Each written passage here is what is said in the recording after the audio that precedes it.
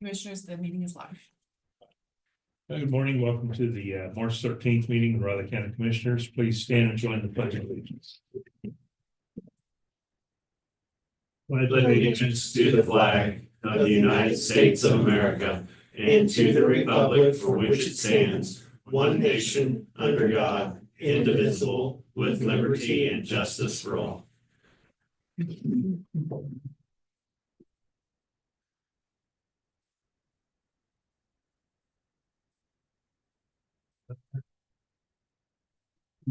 Any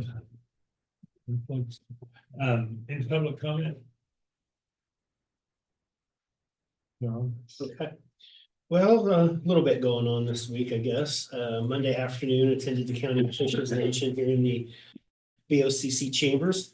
Great to get the first chance in 25 to start discussing the 26 budget. Baselines and concerns we all have going into this process, once again, kind of the usual process. Good to pick up on the dialogue from strategic planning and continue moving forward with parts of that as well. It was a good dialogue, and lunch from the McAllister's was good too. Also Monday afternoon, I met with Riley County Community Corrections Director Megan Lewis to discuss a few items, including specifically their space needs and challenges, as well as programming and service challenges they're faced with, and discuss the crisis intervention team and seeing if community corrections may want to join on for knowledge and support as well. More to come on that last item.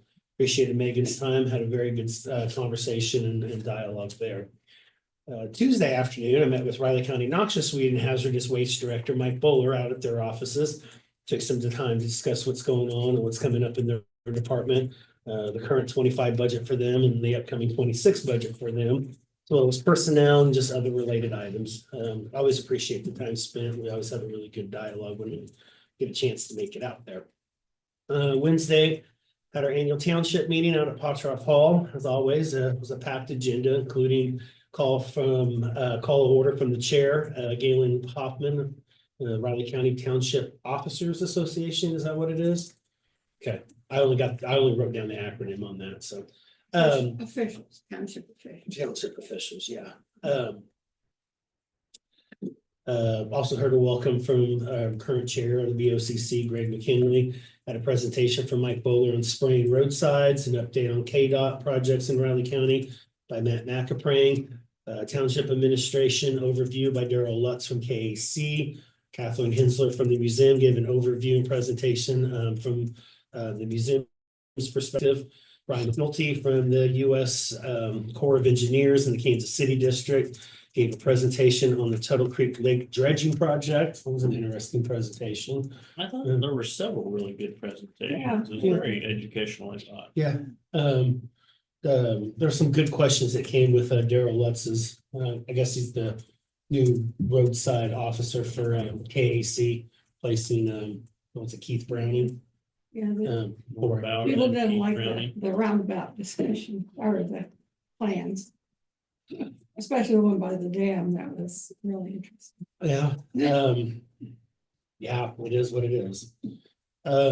I'd see their point though about trying to get large machinery and Yeah. semis through. I don't know what the answer to that is.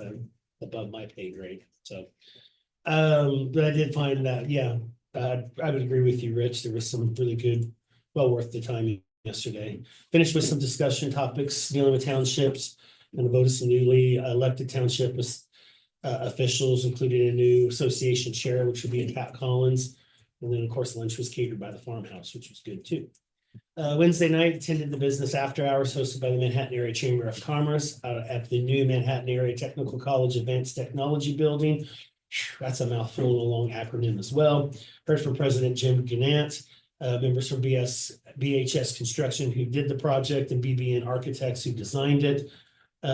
Didn't really know, but the original building was done by BHS Construction and BBN as well, 60 years ago. You're kidding me. 60 years ago, Oh, yeah. my Did goodness. not know I that. did not, I mean, they're all had different names at that point in time, but both firms have lasted 60 years. What was VHS before? They didn't say. I'd be curious. It was before Wayne just before Wayland. Came off of the Came off Yeah. Burrell. Yeah, Okay. I think I did That's hear what that. the fee was. Yeah. Burrell, Hoover, Sloan. Yeah, And Sloan. So that's, Yeah, I I remember. know a lot of the old ones, so that's Yeah. what one in Burrell, I remember that. and of course, they're gonna be, or at least the plan in one of those three phases. This was just the phase one. Of course, the larger nursing facility and structure will be on the southwest corner there where the hill is, if they can get enough money. And then the last one is to make renovations to the current older facility. So lots going on there. Very well attended event. Felt like we just had one, but we kind of did 2 weeks ago because of the February storms. They moved February's out, so it was a condensed little time frame there, but all good. Lots of people were in attendance. Started watching the basketball game there. Probably should have stayed there because we were doing good. Then when I came home, we kind of did not, but yeah. Last note was, yeah, rough week for K-State athletics. The men's team, I guess, is done. Kind of a disappointing season, but is what it is. And K-State baseball dropped 2 in Omaha. Took it on the chin Yeah, twice. twice. Must have some good pitching there. I don't know. So hopefully they figure it out. So anyway, that's all I got. Okay, well, I'm gonna just repeat a couple things. Yeah. Monday, we did have that county officials lunch, and topic of discussion was to discuss the upcoming moves of various departments on the remodel of the emergency management and fire district #1 building finished. So at that point, several departments will all be relocating, and we will be hiring 3 consultants to work out the space needs of those departments. Also, a consultant will be hired to work on a new judicial center. That's what came out of that. Wednesday, I too attended the township officials meeting at Potter Hall. I won't go through all the presentations. John did that very well. And let's see, there was a discussion held concerning road maintenance in the townships and whether they should contract with the county. Pat Collins asked for people to help him out. I didn't see any volunteers, but hopefully he'll get some. And then the officers elected Pat Collins, and then Wendell Anderson was elected vice. Wednesday evening, I practiced with the belt fire and attended Lenten services afterwards. And that was it for me. All right, well, the same meetings that, the county officials lunch, Monday, you guys covered that. Monday evening, I went to the storm spotter training. It was, I forgot all about it was a that. real informative talk. I learned a lot about how to look for weather conditions myself, that it would take a few more runs to be an official spotter. But I got a good overview. Well, you go out on the back porch and wait. Yeah, I can right? go out and watch it. Watch it. Yeah. Didn't discuss the fact that Kansas, when sirens go off, everybody goes outside to look and see Yeah. what's going on. That's the best time to barbecue. And Wednesday also township officials meeting, and did a good presentation from a guy from KC on a lot of the legal requirements for township officers. And then what I got most interesting was the Pell Creek dredging. I talked to Brian after in more detail. It's that's quite a project. And that's all I've got. Ready for business, commissioners? Yeah. First item, need a motion to approve the low bid submitted by Wellborn Sales Inc. of Salina, Kansas to supply corrugated pipe and bands in the amount of $81,299.29. That go up. The prices are staying kind of stable. We just had to do a lot more replacement of pipe because we Oh. used last year. Okay. So we're trying to get our stock put back up. Fair enough. Yeah, because I had heard that the Salina company was going to raise a lot of prices based on the tariffs. So if that's going to happen or not. Is there a contingency in that contract if prices, and it's a solid, That's locked in. I double checked with them.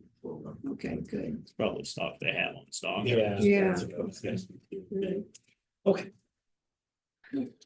Okay, I'll make a motion to approve the staff recommendations from the bid submitted by Wellborn Sales Inc. of Salina to supply corrugated metal pipe and bands for the low bid of of $81,299.29. Second. And moved and seconded to approve the bid submitted by Wellborn Sales for corrugated metal pipe and bands. Low bid of $81,299.29. All in favor? Aye. Next, Commissioner, need a motion to sign retail dealers 2025 cereal malt beverage license for Britt's Farm, 1000 South Scenic Drive, Canton, Kansas. Go ahead and make a motion to sign a retail dealers 2025 cereal malt beverage license for Britt's Farm. 1000 South Scenic Drive here in Manhattan, Kansas. 503 from the zip. I will second that.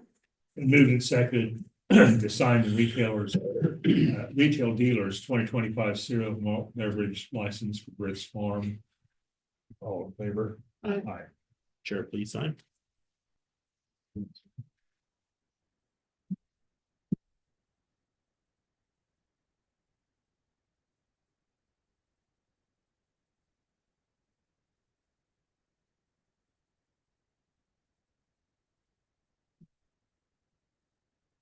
Next, Commissioner, the Valley County Employee Action Forms, Aaron Kurtz, new hire, fiscal analyst, health department, and the clerk's department. And then Amy Stockton, on-call juvenile intake assessment officer, community corrections department, separation of service. All three, please sign.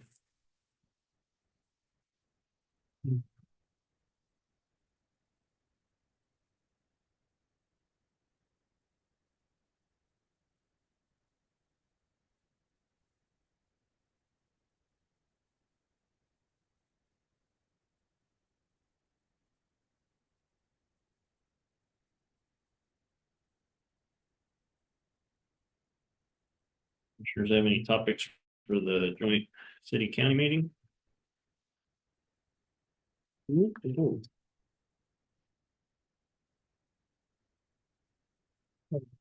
ID, but I don't know.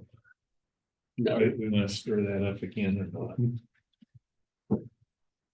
I Thanks, don't. guys. One maybe, one definite no. Okay, two definite no's. Yeah, I know that. It'll probably come up again somewhere down the road here this year, but let's not make it for March. Now, is that March gonna be, Madness? Oh, that, no. Sorry, Commissioner. Ford, Yeah. you set it up. is that gonna be here or there? There. There. That's right. No sense of humor, Commissioner. Ford. Not on that subject. Do they have any copies? Not as of yet, that I've heard of. Commissioners have any changes to the minutes? Get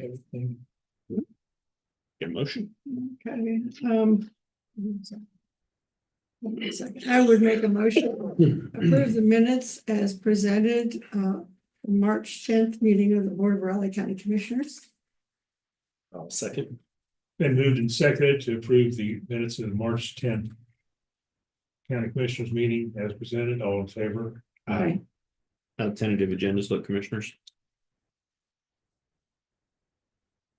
Good. Any items for next week's press conference? Okay, next you have Mr. Parker at 9 o'clock. Okay. Thanks, Michelle. Commissioner Ford, do you have a second? Yes.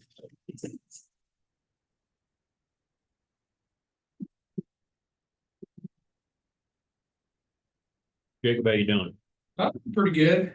Good. Pretty good. It was a little bit of that smoky drive coming in. Yeah, I did too. From our direction as well. There was a lot of smoke smell in the air. Yeah, well, I was Everybody coming, had- I couldn't remember, I was going, why is it so foggy around? Tis the season. They said that the Kanza burned 17,000 acres. Yeah, well, when I was driving on 77 there, because you know, go there get on 70, yeah, I mean, there's a large chunk, obviously, large chunk of that's burned. They're trying to beat the wind, I guess. Yep. Burn when you can. I Yeah. got 2 of my 3 burnt last weekend. I got one, the wind wasn't just right. We just weren't comfortable. So wait for a calm evening. Yeah, that's probably why. I imagine everybody thought the same thing. Or this morning / last night, like, you know what, seems about right. Gotta get it right. If not, it's just more work than it's worth, and mine was about more work than it was worth. You know, in Topeka, I was used to seeing, fields burning pretty often, but it's definitely a step up. Oh, Out here. We really know how to burn things. Yeah. Well, when the fort starts burning theirs off. Oh, Yeah, Gina was saying something about that. They Yeah. They don't burn it all off every year, but they kind of rotate through their places. do they. But that can be a big chunk when they Oh, burn. So I was thinking they probably, I imagine they use it as a good training exercise. I hope. I imagine they do.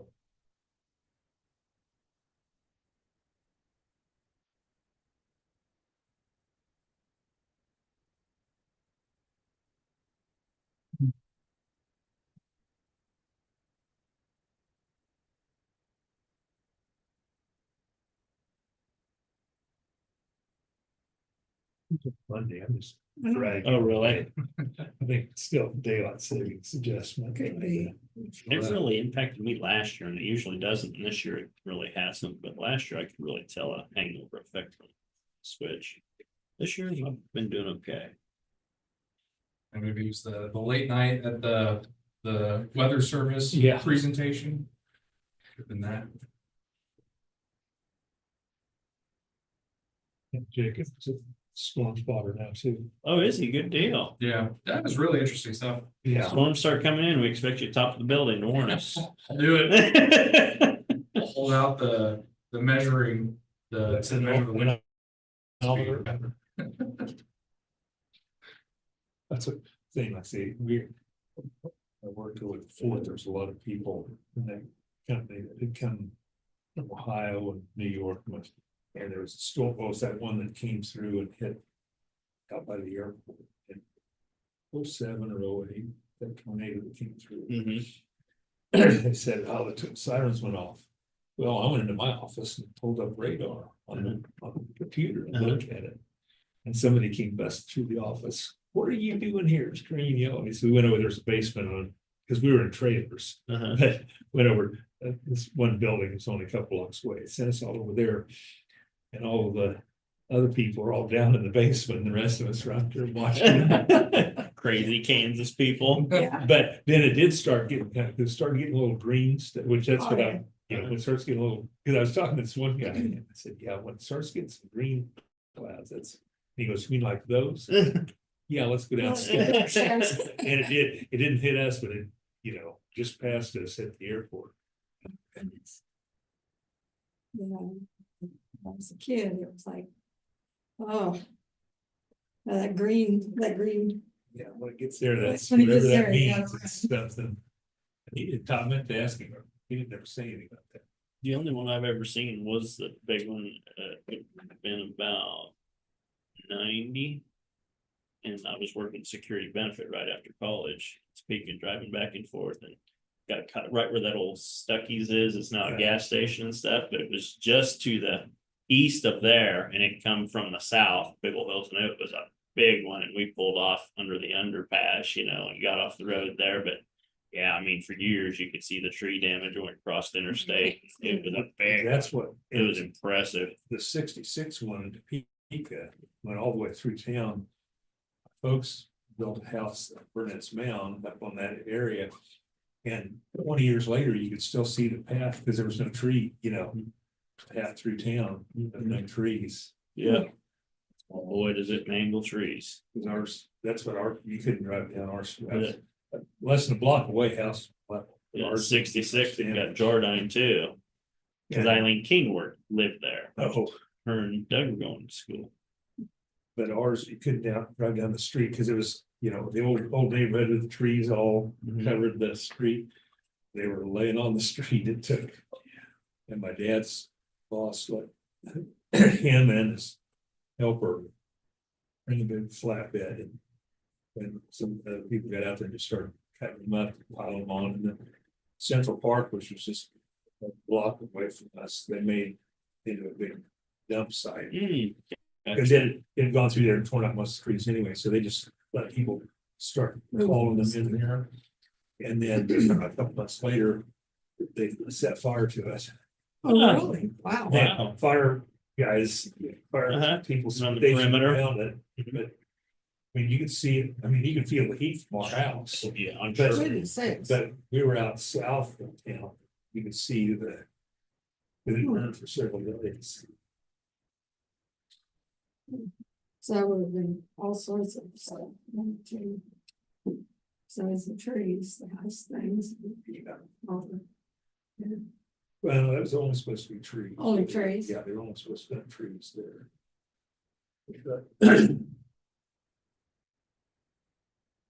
And this guy Monday night was talking about, there's all kinds of stories that, oh, we never get tornadoes here because of this hill or that valley or something. And that's what the story that was been in Topeka, it wouldn't get tornadoes because Burnett's Mountain would knock them back up in the air. And this one went up one side and down the Down other, the other. down the other, and plowed right through town.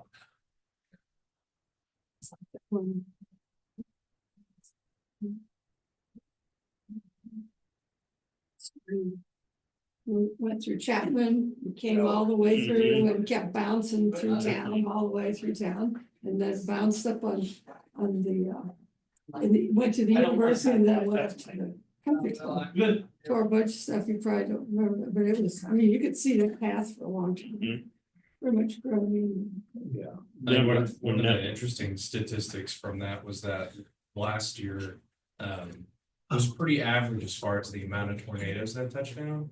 But they did say that it was a record amount of actual warnings issued, which I thought was interesting. I heard just this week that they expect this season to be very active. Yes. Which would kind of make sense given the snow activity and storms we had, but I just heard that this week, so I thought, well, hold Did we on. just have an earthquake or something? We're sitting in the office talking, the clock just fell off the wall. I don't know, you I were didn't feel talking, it. maybe you're talking too loud or something. No, I didn't feel anything. Yeah, it wasn't working, so I didn't shave this. First one I saw was Oh, yeah. the Wichita KAC or Clerk Association conference, and I stand in the back room and the big water jugs that they have, and the water started rippling and everyone started looking around because you could feel it. And it's the only one I've ever really felt or seen. There's one here a few years ago. Mhm. It was just like that, just kind of, It was on a Saturday morning. yeah. I felt a jolt and I kind of woke up and went to the kitchen and all the cupboard doors and stuff were open. I thought, oh, it must have been an earthquake. Wow. Huh. Then I went back to bed. How big does, like, cause I remember when the Corps did the improvements on the dam. It was because they were worried about an earthquake, like making the Oh, there ground. is a fault. Well, You that- see the fault Through on there. it. Yeah, it's built on a fault. Built on a fault line. Yeah. That's why they did it. Wow. You Geology. didn't know that. Our college. I didn't know it was class built took us on a out there and fault. showed I thought the it was fault just, Yeah, we went out. The and dam got- itself yeah, or- well, That's why I live north of it. Yeah. I got exactly 45 seconds to get out of my place. Yeah, you're in the. Yeah, you're you're in the. You're right. you're in like the- toast, man. Yeah, When that earthquake alarm goes off, I'm hopping in the truck and go right up above the I was hill. gonna say, do you keep a kayak outside? Yeah. I'm a pretty good swimmer, but I don't know if I'm gonna be that good of a swimmer. What- They said it would flood Topeka out in like less than 30 minutes. Really? Yeah, it would hit Topeka in less than 30 minutes, the current would.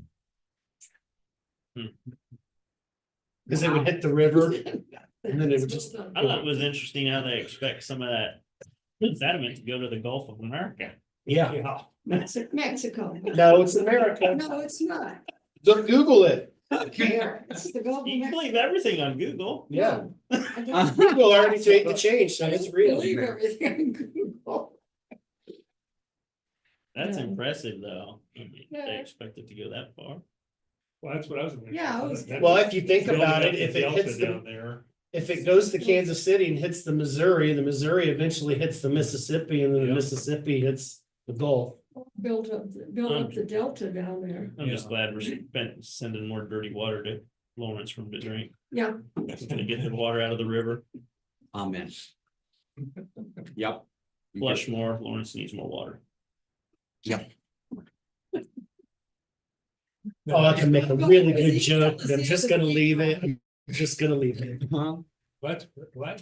That's right, and I said, that's why you make such a severe flood. You go first. A couple of years ago when I don't really have much to. high. You know, he said, I no, just- the flood pool. I mean, I'm happy to open it up. No, instead you of go 50%, first. But that's at the, Why don't you give the report? whatever, the usual level, it was 50%. But he said at flood level, it would increase much to something like 5%. Flood, because when it starts raising, all that stuff is still open. Yep, that's what everyone doesn't realize is what's silted in is where water used to be. So, you know, the flood pool is everything above that, Right. so it doesn't impact the flood pool, it impacts how the lake looks and the amount of water that we see, but it's just filled in with silt, so. Which is sad, because I remember when I first moved here, I mean, you'd have water all the way past the bridge. Oh, yeah. You know, all the time, I just hate it. One lady yesterday was asking about recreation, well, that was going on, I'm like, yeah, go out there and water ski, well, that's good. That's what she'd be doing too. That's what she does. Is that what Lori? it was? She's more of a kayaker. Oh, is she? She's what are those sailboards or whatever? Yeah. Or whatever, Oh. that's what she does. Oh, okay. She goes down Stockdale Park area. It still requires a boat moving around like you're water skiing though. I wouldn't go out there, it's great. I wouldn't have any problem with it. No. It's gonna be a slow moving thing. It's down below- it's way down below the area. You know, just do it 10 days at a time. Yeah. No, I hope it does some good. I hope it helps. That's what I was wondering, how much big cat they. Yeah, that's what I'm wondering. The impact on that sounds like there could be Yeah, studies. After me. So I don't think we even But have, like I said, who they got knows, all it's those just more to stations stand for down. questions. There's no, Put it down, There's no city report. measure, just Yeah, to see what's going on. I did not realize it was the first time on an inland body of water. I didn't either. I thought it had been tested other places. Now it's like really a guinea pig. Yeah, that's what he said, it's an experiment. That's why a lot of the questions you'd say, that's why they call it an experiment. We don't know.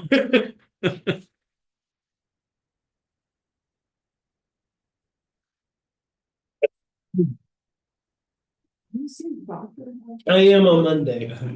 Because sounds like an infection of some sort. It's allergy. You've been coughing There were For a three, week. three things really high on the radar today. I saw on the news. I didn't get it's either juniper or one of the other two things I didn't see on there that are very high levels. Yeah. Really? I guess ash, smoke. Was Well, that that was, that's not gonna help, obviously, but yeah. Usually if it's some kind of infection, it gets up into the top part too, and it's not there, so. Yeah, I bet it's allergies. and give you something. We'll see. Kill it, maybe. I got my regular doctor's appointment on Monday, so I was gonna ask about it there. You taking anything? I took some Claritin, but it's not doing anything. There's been a few years where this will happen and it'll go till May. It's just age.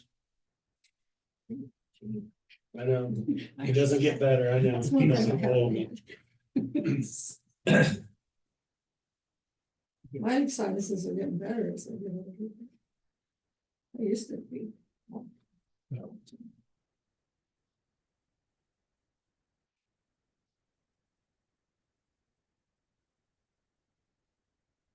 Jacob's still in your thunder this morning, is that what's going on? Yes, Commissioner. Yeah, okay. Just a little. All right. Sure thing. Good morning, Commissioners. Jacob Hansa, Deputy Riley County Counselor. First thing I wanted to talk about is the Court of Appeals argument that I had for you all on Tuesday, just kind of give you a little debrief. I think it went well. I believe our presentation was certainly stronger. This is, of course, regarding Prairie Wood. I think our presentation was pretty strong. I think the court had a couple of interesting questions. I was trying to figure out maybe what the purpose is and trying to figure out maybe what the result might be. You know, I could speculate on what how the order might come out in a number of different ways. I think one of the possibilities that may happen is that they could remand this and have us do a protest petition again. I think that's on the table. But we'll have to just see how the order comes out. And of course, if you're really, really interested, on YouTube, the Kansas Court of Appeals does have the argument up there. So if you want to go look at it, it is up there. All you have to do is just Google Kansas Court of Appeals and then March 11th. I'm trying to find information to help put me to sleep. Yeah, it wasn't maybe the most entertaining, but the court had quite a few questions for me because I think they were really interested in trying to create some new case law. I think is kind of the angle it seemed like. But you know, we presented the argument, I think, as best as that we could. And you know, we'll find out probably 6 months, maybe even longer, might be until we get an opinion. And then once that happens, of course, we can figure out what our next course of action is once we get that. Because it's kind of like I said, it's just hard to speculate. You know, you have one judge asking very specific questions, but as you guys know, it takes 3. So we'll see what the panel comes up with. But if you guys have any like specific questions, you know, happy to stand for that. And as well as any questions you guys may have for our office in general, since I'm already up here, I can hopefully speak to whatever other questions you have here for the counselor's office.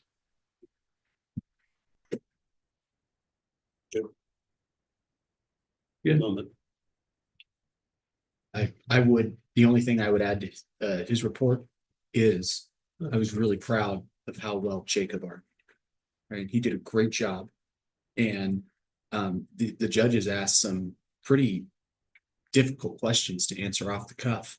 And he did it very, very well. Some better. Yeah. Better. Good for you. Yeah, and if you guys want to set some time to talk about it more in detail, you know, just give me a call, send me an email. We can sit down and really go through it if you want. Thanks, Jacob. You talk about fence view or is that? Fence view will be Monday. Oh, okay. So, yep, we'll have a good time for that.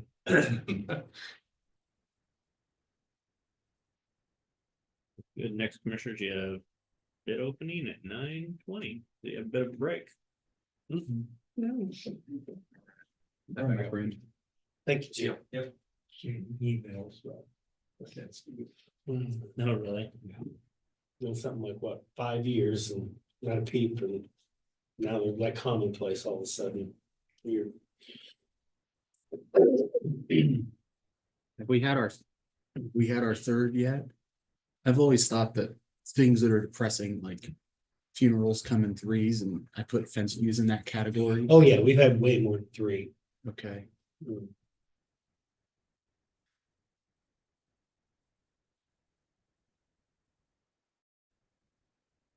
I think we've had 4, this would be 5. Well, there went my group of 3 theory. Oh, well. I think fence views is just multiplied times 2. Oh, that means another one.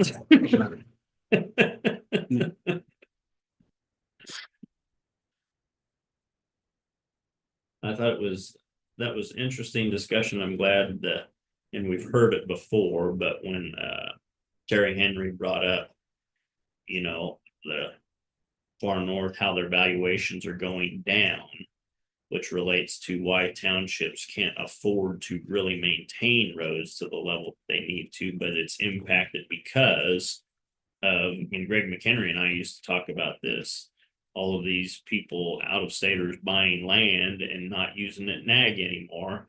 They do the bare minimum to meet the statutory requirements to be in ag, but they're profiting because it's an outfitting and they're creating a bigger hazard because they're letting the cedars and undergrowth grow up and don't burn. They don't know how to manage stuff. And so those are all things that will come to head at some point in time. Well, And it's all related to also funding the roads in the north part of the county because they don't have the valuation to do it is part of the problem. It's not that they're willing, they don't have the taxes to do it. the other issue is with recent changes, the State Department of Commerce and agritourism, it's not one or the other. It's not, you know, you doing this agritourism thing, so it's off. It's either take it or leave it, you know. If you have 80 acres and 20 is being used for it, you don't evaluate the 20, but now you have to basically give up the entire 80. So evaluation is actually getting worse in that process because of that. Yeah, Terry and I had long discussion before the meeting. Mhm. He was asking me about some stuff. I said, you know, talk to Anna about it. She goes. you know, I No, said, it's something that "State- needs to be done at the state I level. said, it's state law that's how it's done. And it's been recent. In the last 5 to 6 years. Oh, it's been going on longer. Well, I mean, but But the size of it. statutes, Right.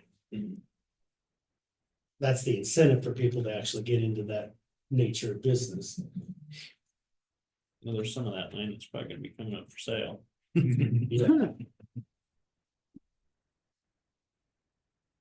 That's what one of my neighbors sent me.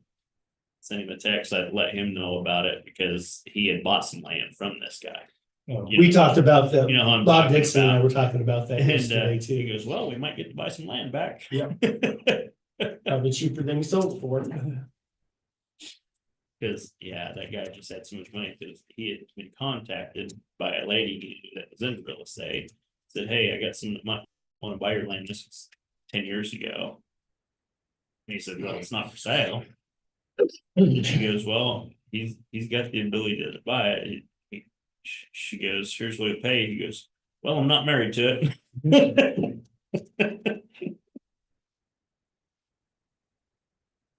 But also I was, and I didn't catch Terry afterwards. How many, do they see a lot of people actually hunting on it? And you know, that's supposedly what it's all for, but does he bring in a lot of hunters in there?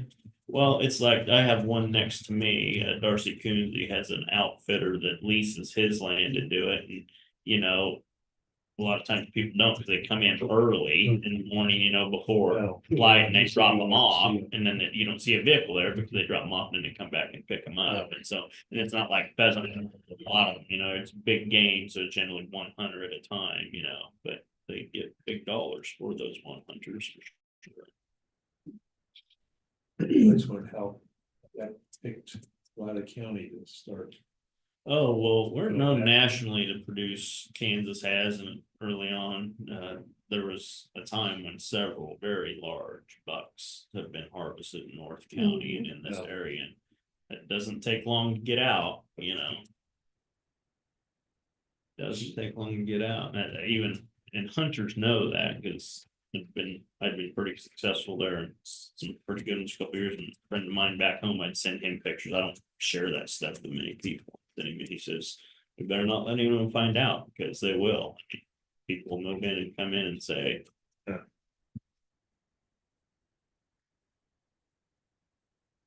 big money in it, like everything. Money runs everything. So Well, not everything. okay, tell me one thing. That's the Oh, phrase. politics? Oh, yeah, it does. Yeah, it does. I mean, the workings of the county doesn't Yeah, necessarily no, follow, yeah, for sure. you know. Which is one thing I like. about it. Mhm. And honestly, that's one of the reasons the appraiser is held in their position. And it used to be where appeals came through the board. When I first started, it was the Board of County Commissioners that heard appeals, and you know why that's not a good idea. You know, Greg, would you like your campaign funded again next year? Yeah. You know, my valuation's way too high, and Yeah, that kind of stuff, yeah. that's why that was I didn't changed. spend enough that it won't make a difference. You know, like, but That's why county commissioners were taken out of it years ago. Yeah. We don't know. I guess we'd have to study it to learn. I mean, on Colbert Hills, the amount of pressure these commissioners got from all of those developing Colbert Hills and K-State and. Yeah, Yeah, I was over at Schultz's office then. you worked for Schultz's? Yeah, I worked for Roger. I knew Roger very well. Oh, he was a great guy. Roger. He brought me to. Roger was a great guy. He brought me to him. Knew Roger well, worked alongside Tim, and he was doing the construction end of it. And that's a common misnomer, as you say, the B and VHS, you know, DNR. Mhm. Everyone thought it stood for Don Krugel and Roger Schultz. Well, Yeah. it didn't. Mhm. It never was, but a lot of people thought that, you know. Yeah, they were together, but, you know, then split, but. Roger was really a good guy. They're both great He guys. was really. They're both totally different, but they're Oh, both yeah. great guys. Knew them very well. Well, Don Krugel is Richard, that's what he always called me, Richard. That's a hard working fool. Still Yeah. on. He is not. Okay. He is not. He passed a Not too long. couple of years ago, Couple years ago, yeah. year and a half maybe, but yeah, Don's a great guy, hard working. Well, heck, when I was in college, I thought he was old, just running around crazy, and he kept doing that for another 20, 30 years after that. Yeah, I mean, he was still involved up until He was a hard when I working was guy. there. 10 or something. Yeah, because he's the one, they're the ones that developed all of Washington Square and a ton of Knoxbury, and that's when I was in it, and I did all the drywall on all those houses. Some big houses on Sharing Brook. Oh, yeah. Well, Roger was, I don't know if they were together, but they did that whole Phelps edition. Where? University, the Phelps edition, that whole, all those slab homes over by, like Hobbs and. They did They those. did all those, yeah. Cause like, I know when the flood hit, Roger went around door to door to see if they had. Yes. At least a big boy, I don't know. That was back in the 50s. Roger, I mean, Don was a hoot. Roger Yeah. was super nice businessman guy. He was more the business side of it. Knew them both very well.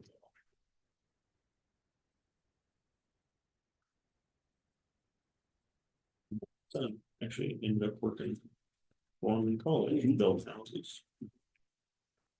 Yeah, I got involved in all the design work and the original homes. Those villas, they're all. And Roger said, oh, no, we're gonna sell for $200,000. I left it out. Oh, no. None of them came up. But it was interesting. The people that were, and that just stood there for so long, the cover that. That one's founders good. buildings You're up before next it to took the- off. Yeah, it was gated community and Marcia and Jim Coulter and Stolzers. That's a Sharon book. I still think Sharon book's nicer than anything else. Yep. This is a nice house. Did Dr. Hinkin's house there. I was telling my son that story because he's German and of course Don's German, but I guess it's some German tradition. You probably look it up, but when you're building a house, they put a Christmas tree at the top, the very peak, and there was a cedar tree they had put up there because it's some German thing or whatever, but yeah, I did the drywall in his house and several others in Sharing Brook. That's a Chinese have a thing. Put a red thread starting at the front door, because we did a restaurant. Before we put the floor down, they had a red thread that went from the front door down. They had to go certain places for the restaurant. And then there's that one house in Sharing Brook that had like it's two sections and one like over a drainage ditch ravine thing over Oh, there in yeah, Sharing Brook. yeah. I did drywall on that house. That was quite a house. Yeah, it had those koi fish swimming around in there. Oh, really? Yeah. It was, I think they were like Japanese or. None of them were, they had stuff, houses built over. Yeah, I think I'm John. Literature or something off any place they have. Yeah, and all them, John and Tracy, they're running it now. I know them well, and Tim really well. When she rocked with them at his sister's house, we did that over on Windsong. One's on, yeah. We worked on that for them after hours, making drywall. That's what I said, he said, John, I just remember Tracy, and I just remember. John, all that hanging drywall, I peeled my shoulders. Oh, yeah.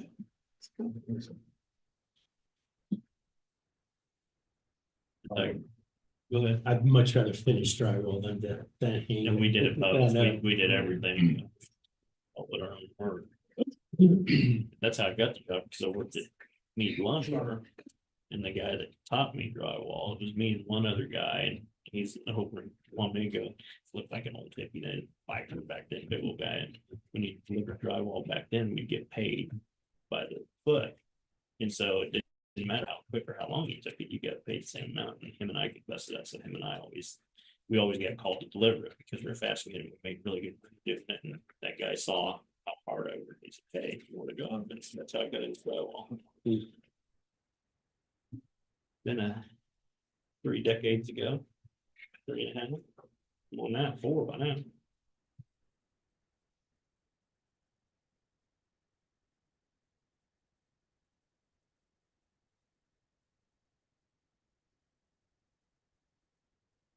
All local guys too in the building, Oh, yeah. all the contractors in town. A lot of guys I work with, they're not in business anymore, retired. Mm-hmm.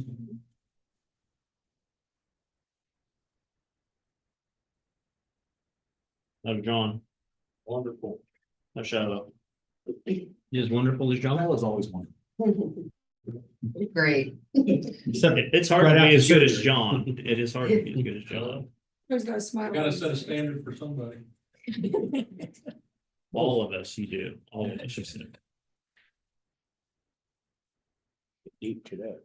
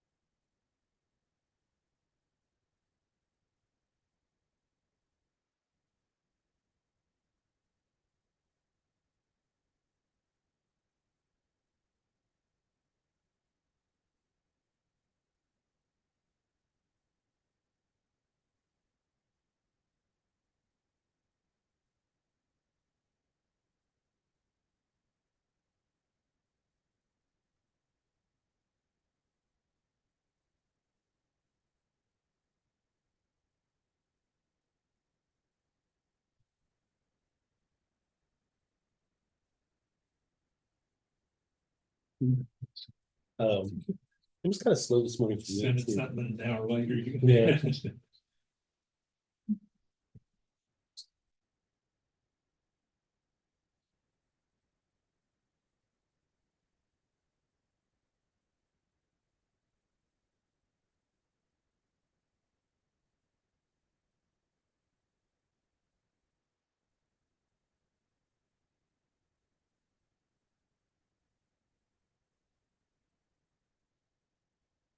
You are, yes. Give up.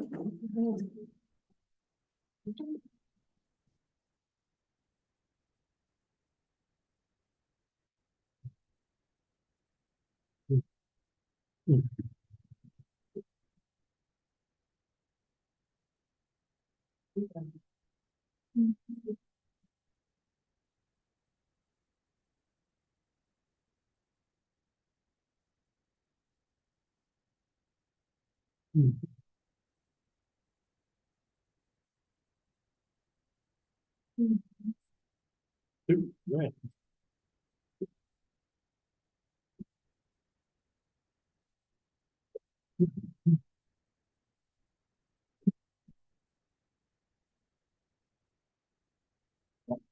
Okay, Yeah, I'm just, not being rude, I just. no, Small. I didn't want to start another project, so I thought I'd just head over and didn't want to get hot and heavy into something, and get stop, so I'm just an observer. Okay.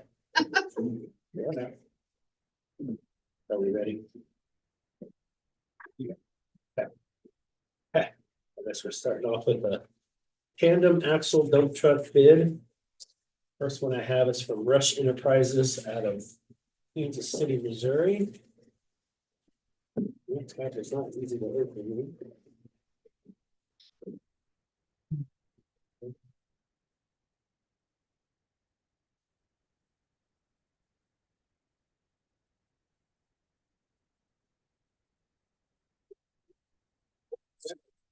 All right, there we go.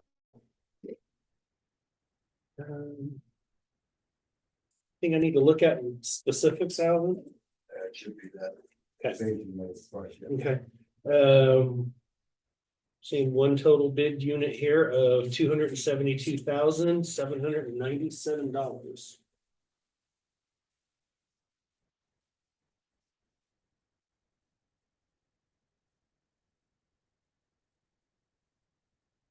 They have a delivery date on it. I'm scared to look. Oh, yeah, they do. 14 to 16 months. Yeah, that's about average right now, I think. Didn't give those babies away, do they? No. If you wait that long, you kind of worry about. $250,000 for a truck. Now, is that fully outfitted? It better be. Yeah, yeah. Boy, I love their tractor. Yeah, it's in the drive. That's without the motor. Yeah, so, well. Is the motor an option? Not bad. All right, first, did we have some Rush Truck Center? The tandem axle dump, $272,797. And 14 to 16 months. Due to body company backlog. A reason. Funny, it's not the mechanical or chips, it's the body. That's funny. All right. Bid number 2, Metal. coming from Steve. Bruckner's Truck Sales out of Salina. I have to try going to a bigger envelope size next time. You gotta get one. That's what I was saying, yeah. Barely fit in there.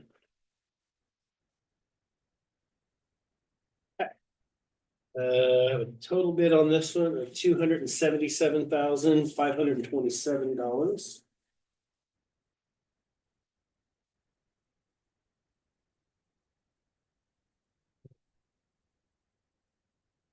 This established delivery date.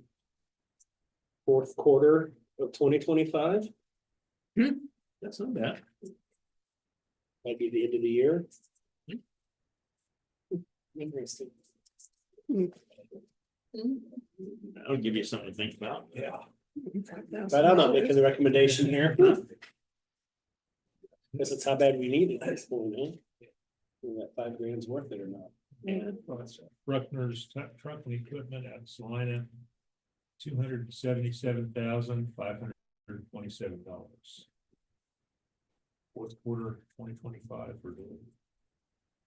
Just like Catherine said, though, I mean, we've had other vehicles that waited a while and they said, well, now if you want it, here's the price. Yeah. So it's something to consider. Talk amongst yourselves. You will. I'm sure you will. They already are. How well they meet specs. Yeah. Yeah. Usually that's what we've had problems with that. Good point. All that stuff attached there. Yeah. I would make a motion to send the 2 bids back to staff for their consideration. Second. Moved and seconded to send the bids back to staff for their review and recommendation. All in favor? Aye. Thank you. Next, Commissioners, you have shot at 9:30.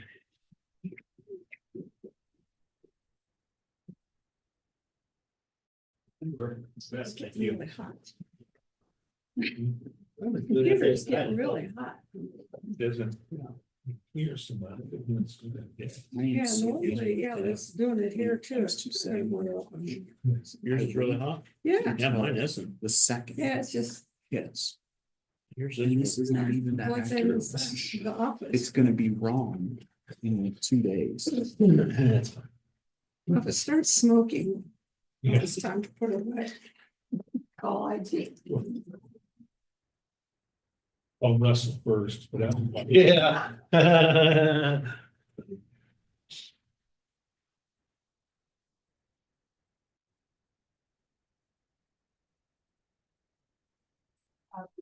An IT tournament, or is it just? Yeah.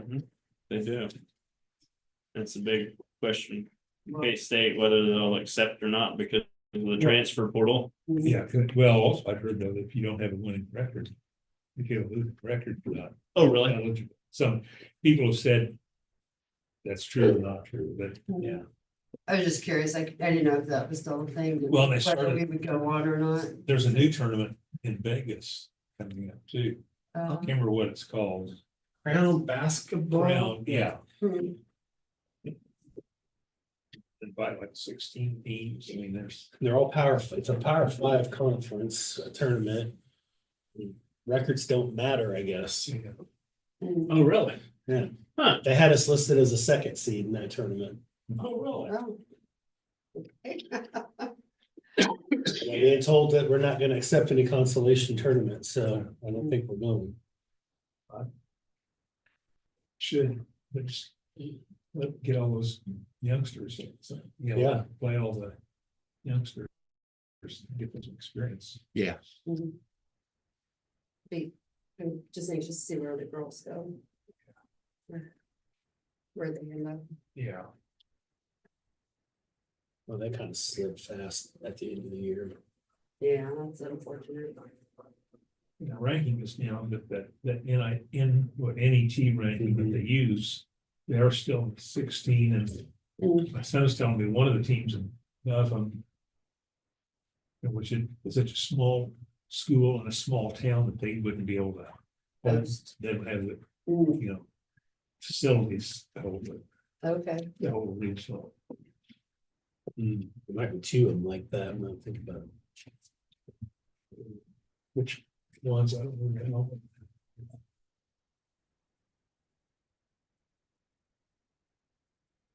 Definitely Black Suit Day.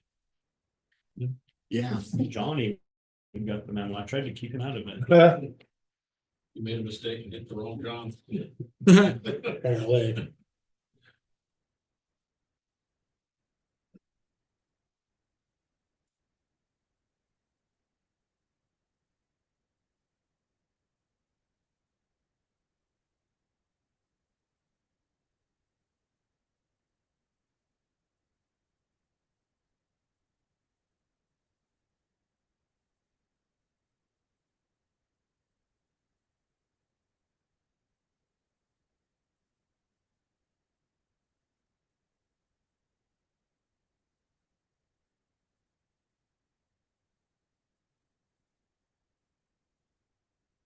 States in town this weekend, isn't it? Started yesterday, I think.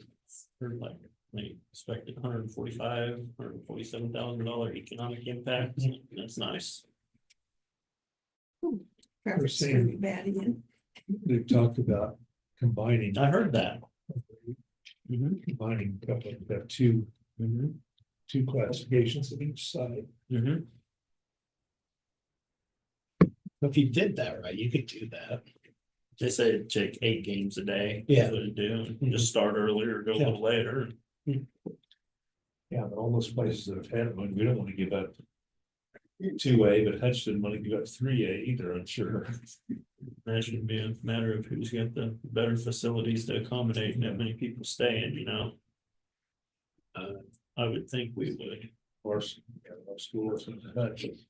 And I think as far as desirability of places to go to. Well, and that's what it said that, you know, be able to play in brand like, you know. It's. Ready for Shiloh? Dean Wade played here for 3 years before he came to. State. Yeah, that basketball team was good. Jones, yeah. all right, good morning, Commissioners. Shiloh Hager, Riley County Treasurer, with your February revenue reports. We ended the month of February with a general fund balance of $14,329,450. Currently, the ARPA fund is at $7,027,017. We had total fund balance as of the end of October of $82,255,910. Our year-to-date interest income, the net interest to the general fund as of the end of February is $390,928.06, which is 18% of what was budgeted for this calendar year. Interest year to date in the ARPA fund is $60,830.49. Our interest rate on the checking account, again, for the second month in a row, is 4.43%.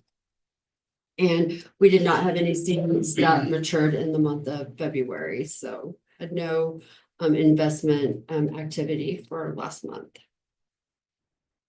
The general fund revenue for the end of February was $780,626.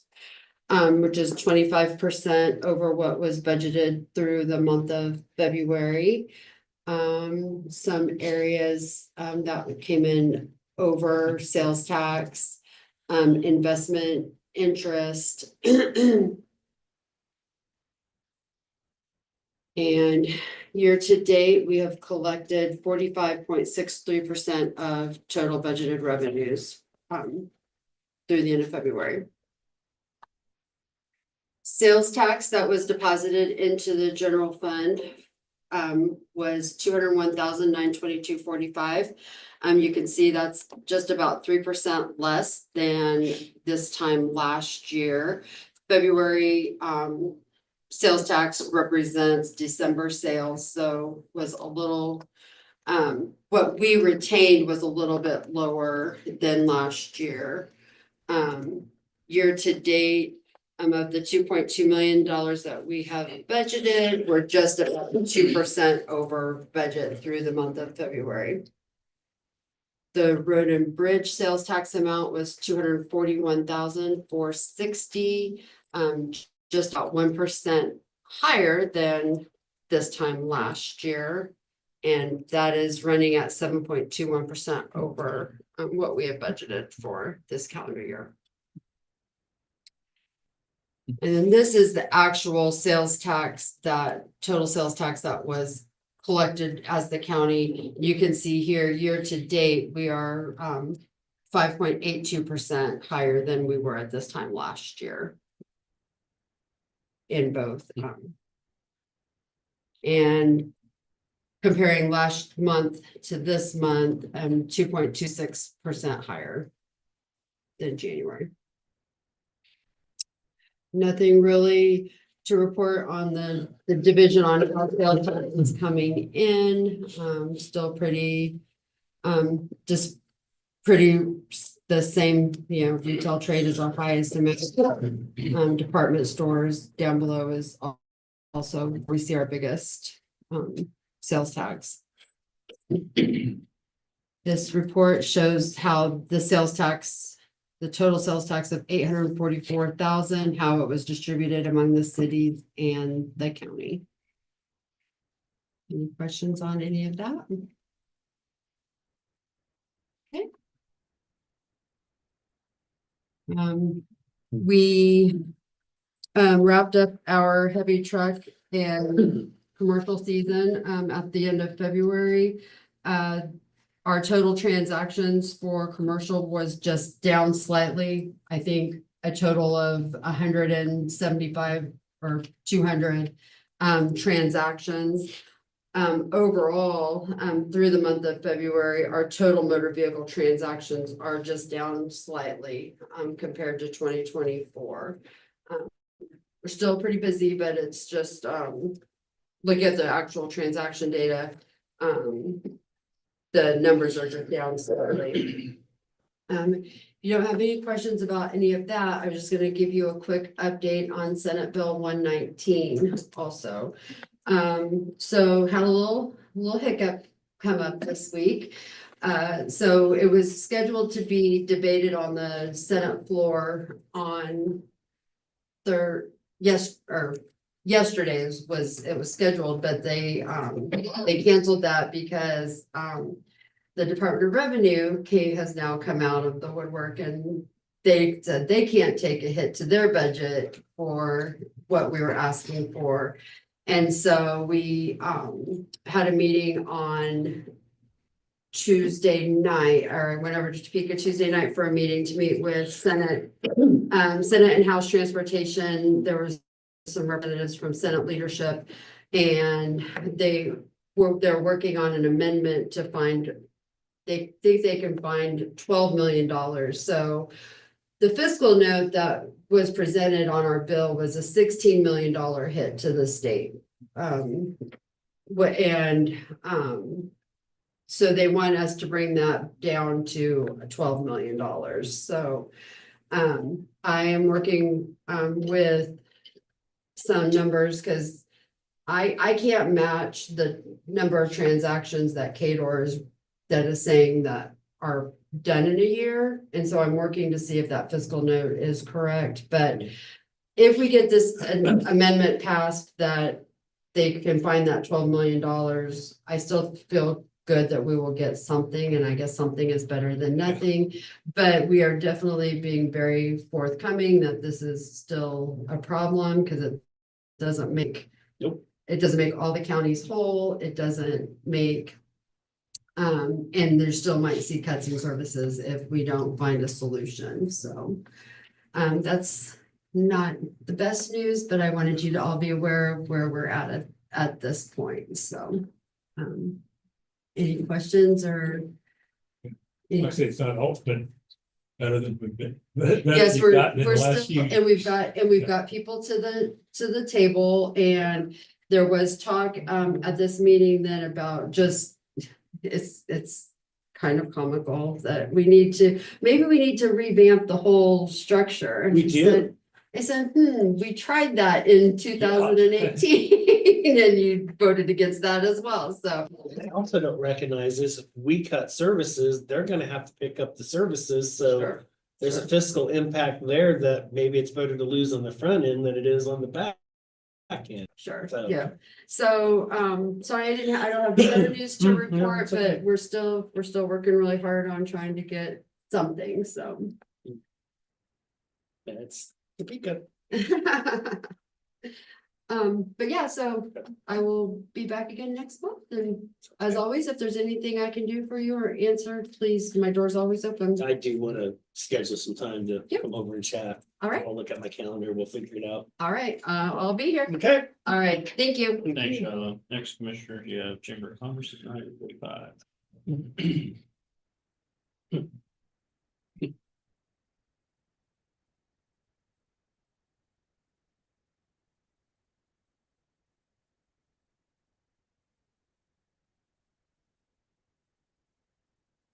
With the Senate, I'm not sure what the bill is, but passed whatever it was regarding the R&R for next year to revamp the form, add the levies back, and then they agreed to pay for it for 25 and 26. The total fiscal note was 1.4 million that cost the state, the entire state, to mail those out, postage. Yeah. It's good fiscally conservative government.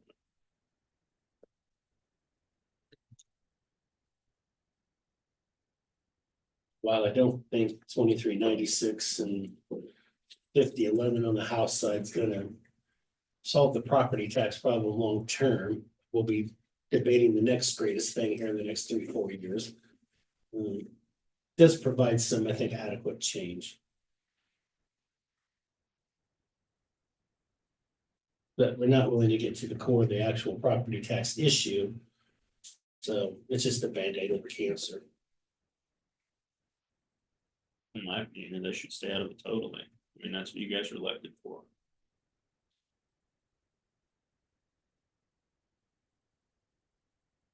Some of them want to start at this level before they go there. Sadly, they do. Yeah, some of them. Yeah. Some of them do. I think I read a stat that's like almost a third of them have that Really? experience, yeah.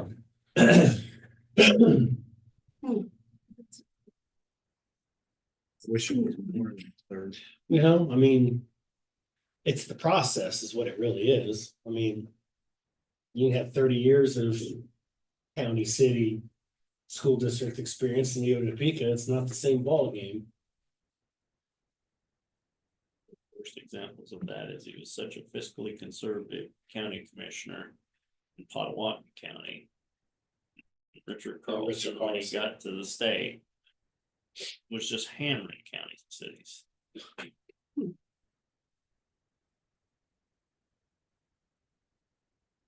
The county commissioner, I thought he was a great guy.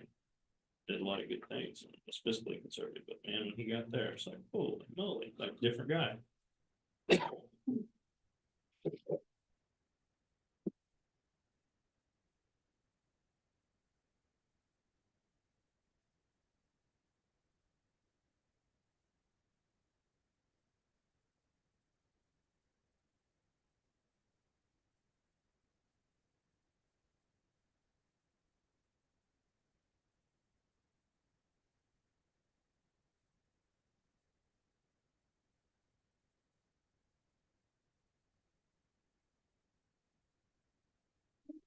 Property county officials.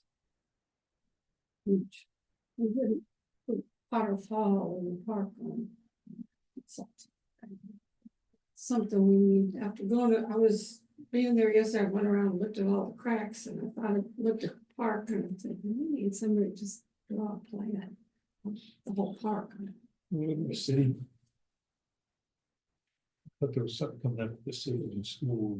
Yeah, Rich is meeting with, Or having a meeting outside here, find it. I think what would be Plan smart overall going plan. into that is to maybe just put a committee of sorts together and Yeah, we need to figure Let out what them- we're gonna do.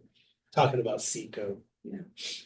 Oh, yeah, that's what the city wants to do, and they want you guys involved at the very beginning on talking about, you know, what's the best for the community overall, and do a survey with input from county as well, asking people, you know, what they really want Seco to be long-term, and then potential funding and if they did a sales tax issue, even some assistance for what we would want to do, the commissioners would want to do.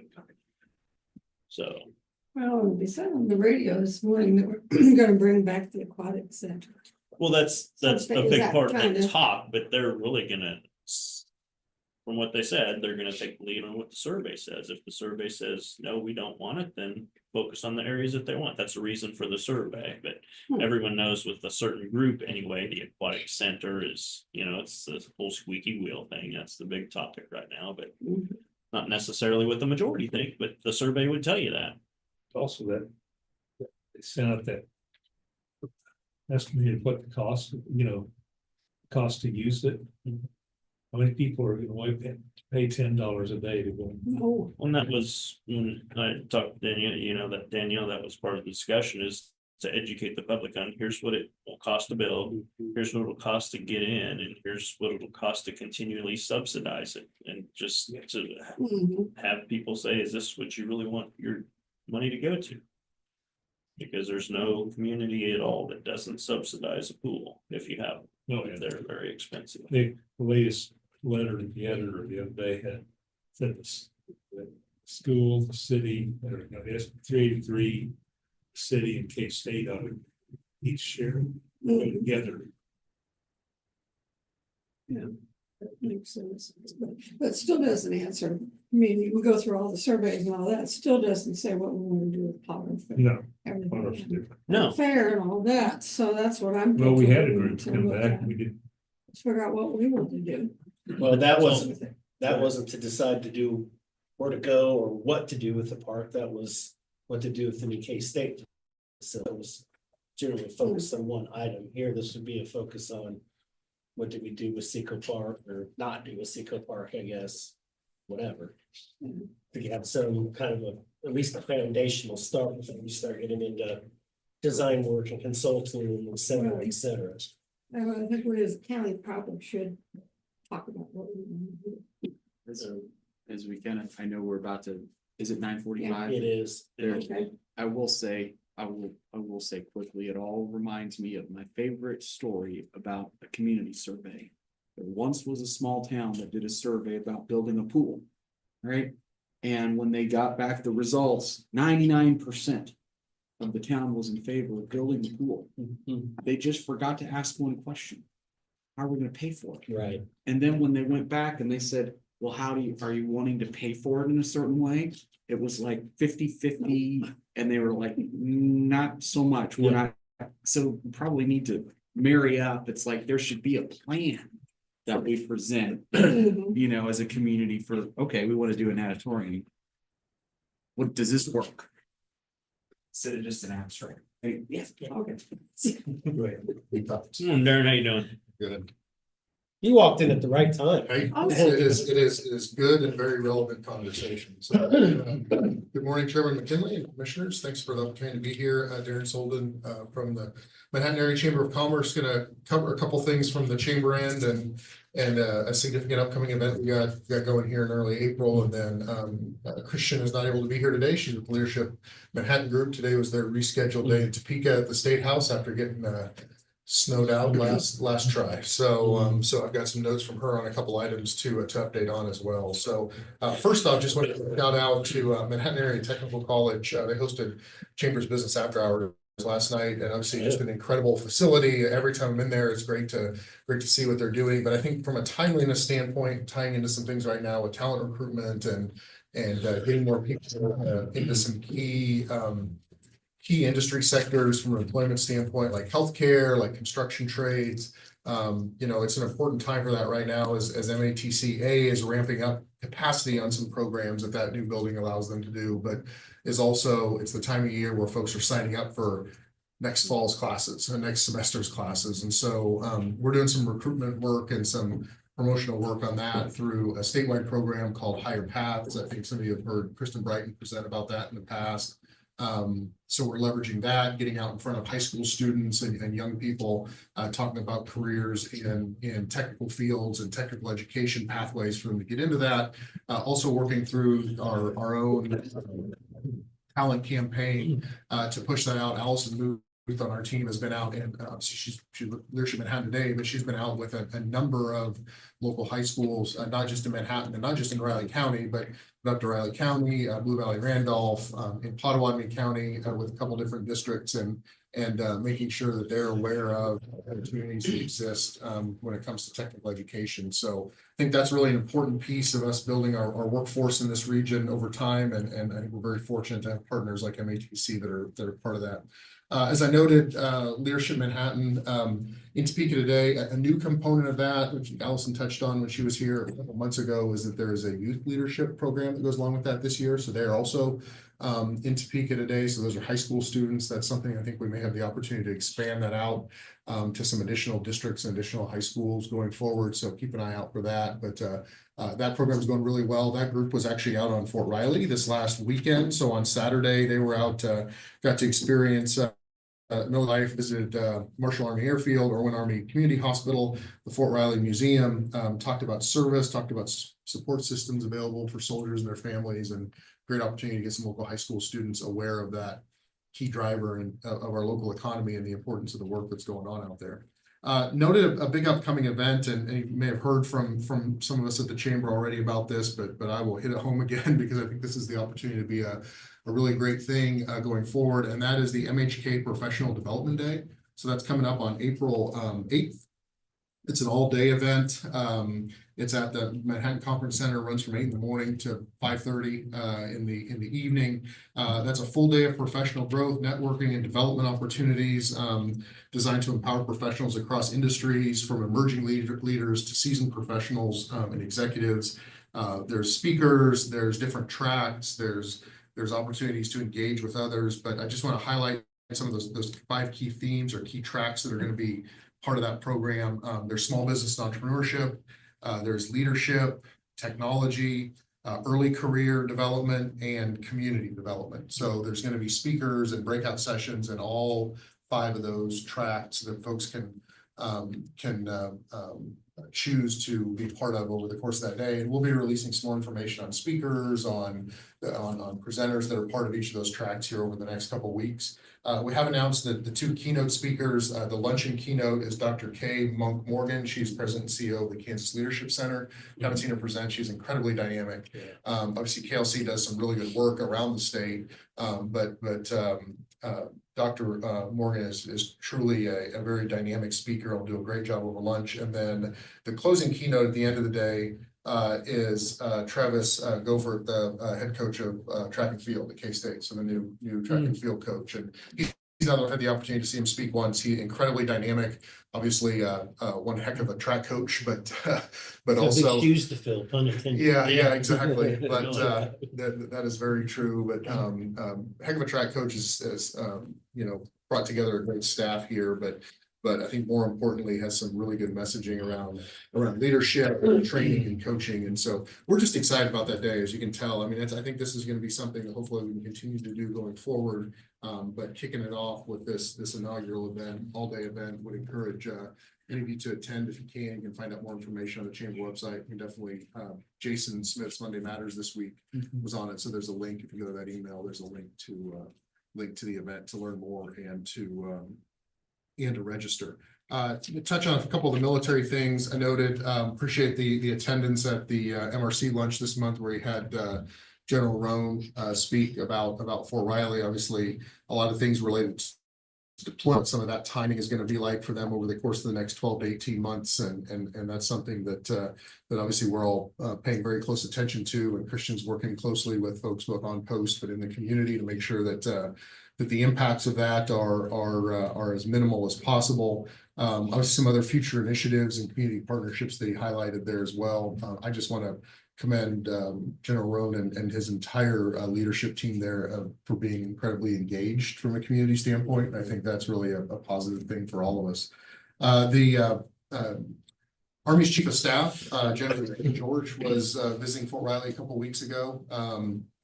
As General Roan mentioned that last week, came in right after the First Infantry Division had returned from the National Training Center rotation. So that was a check-in after that training. As General Roan said, they're as trained and prepared and ready as you can be right now, and that's a really important thing.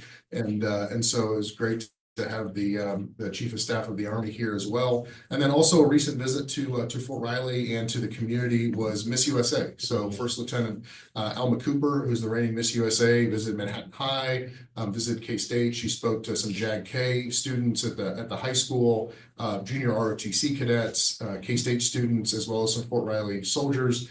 She was promoting education, service, and resilience. Those are some of her key items, but you know, she is someone who has gone from military service to is now engaged in graduate studies at Stanford and has a really incredible story, and I think one that not only is uplifting to young people, but is one that shows that someone can be that dynamic and multifaceted in what they do, and at the same time be out sharing an incredible message is pretty darn cool, just to be perfectly honest. So great to have her visit as well. But again, huge kudos to the folks both at First Infantry Division and at Garrison and Fort Riley for the engagement and all of the activity that they have going on. They're obviously very busy right now, but continue to be incredibly engaged at the same time. So happy to answer any questions about any of those things or anything else. But like I said, appreciate the opportunity to come in this morning, and please consider that Professional Development Day on April 8th. I think that's going to be a great event, and hopefully one that, like I said, goes on for a long time into the future. All right. All right. Thanks, Darren. Yep, y'all have a great morning. Next commissioner of 10, you have Diane, Creek, and Keelan. How you guys doing? Good. You guys have a couple minutes? Yep.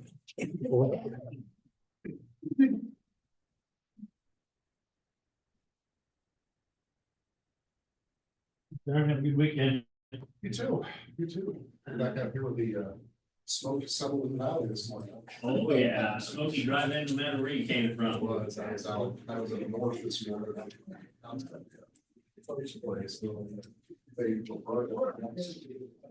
Section over from that last night. It's bad. If that wind picks up, that'll help get it out of here. Both plays that. They're not, but they're just before you go up the hill to the county shops. I was sure I'm gonna look at it.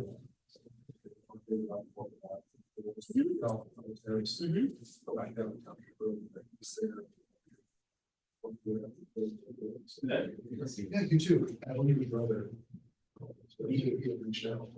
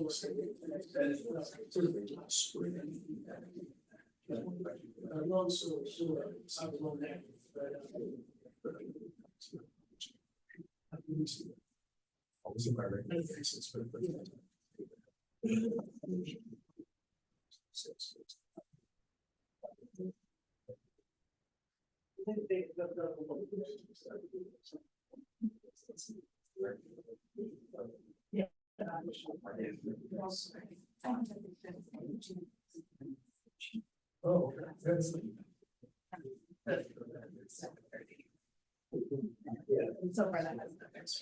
Okay, good. Keep me posted on that too. Absolutely.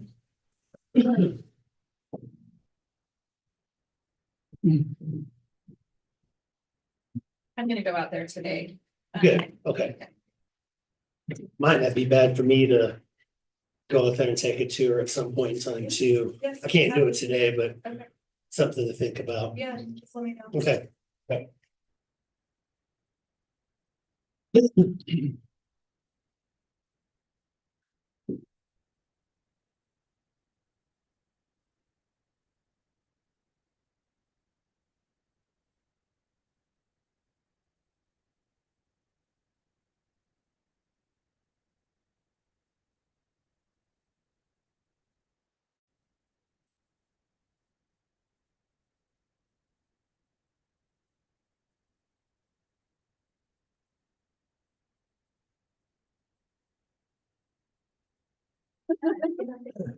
Yeah. Gonna make a motion that we recess as the Board of County Commission and then reconvene as the Board of County Health. Second that. Then moved and seconded to recess the Board of County Commissioners and health in favor. Aye.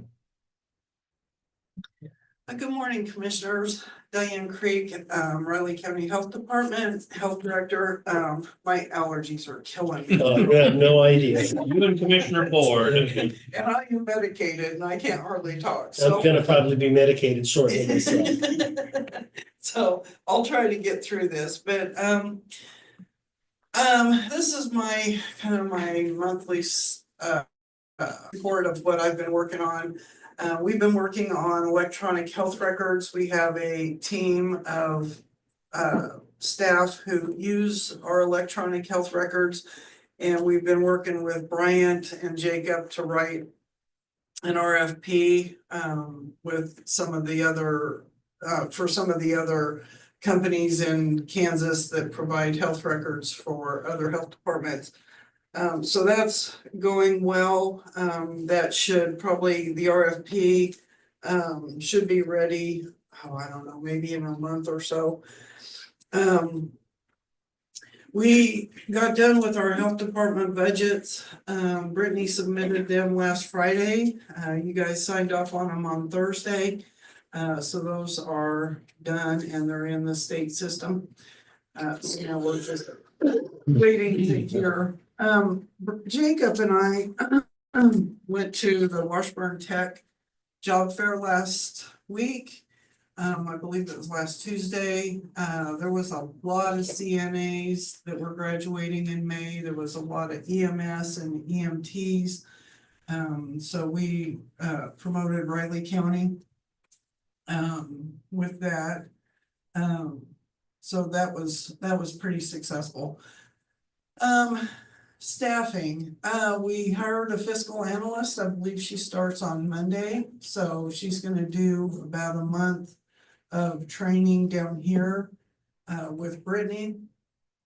And so that'll be nice to get her on board.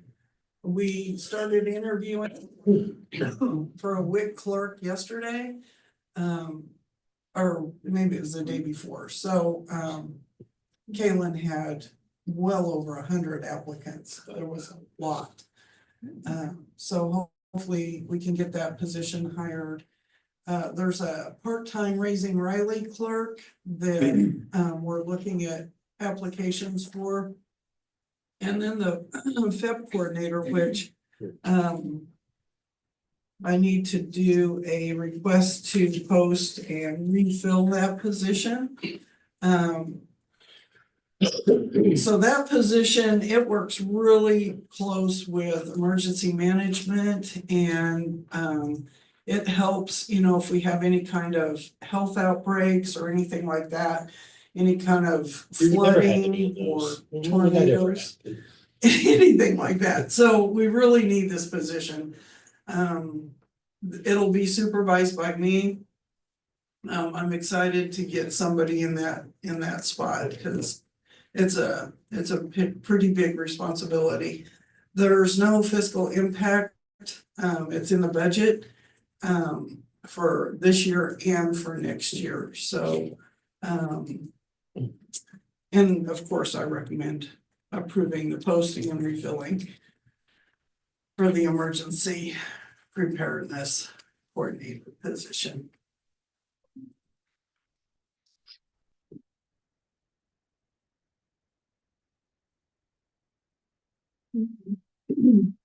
Promotion at this point.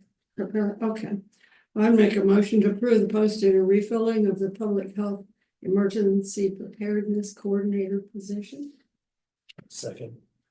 Moved and seconded to approve posting and refilling of the public health emergency preparedness coordinator position. All in favor? All three, please sign. And do you, in the interim, when there wasn't a health director, they had each program supervisor come down and do a presentation for you guys. Do you still want that to happen? Because I think it's critical. I think these guys know their programs better than I do. They can give you all the details and all the information, and they can answer questions a lot better than I can. And it would be about, if we do a rotation, each one would do it about twice a year. So I'll tell them to do that. Yeah, I do too. Okay, I think that's a good thing too.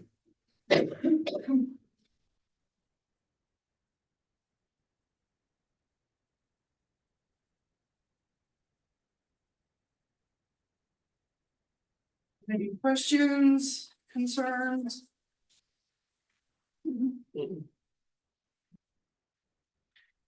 Caitlin, you ready?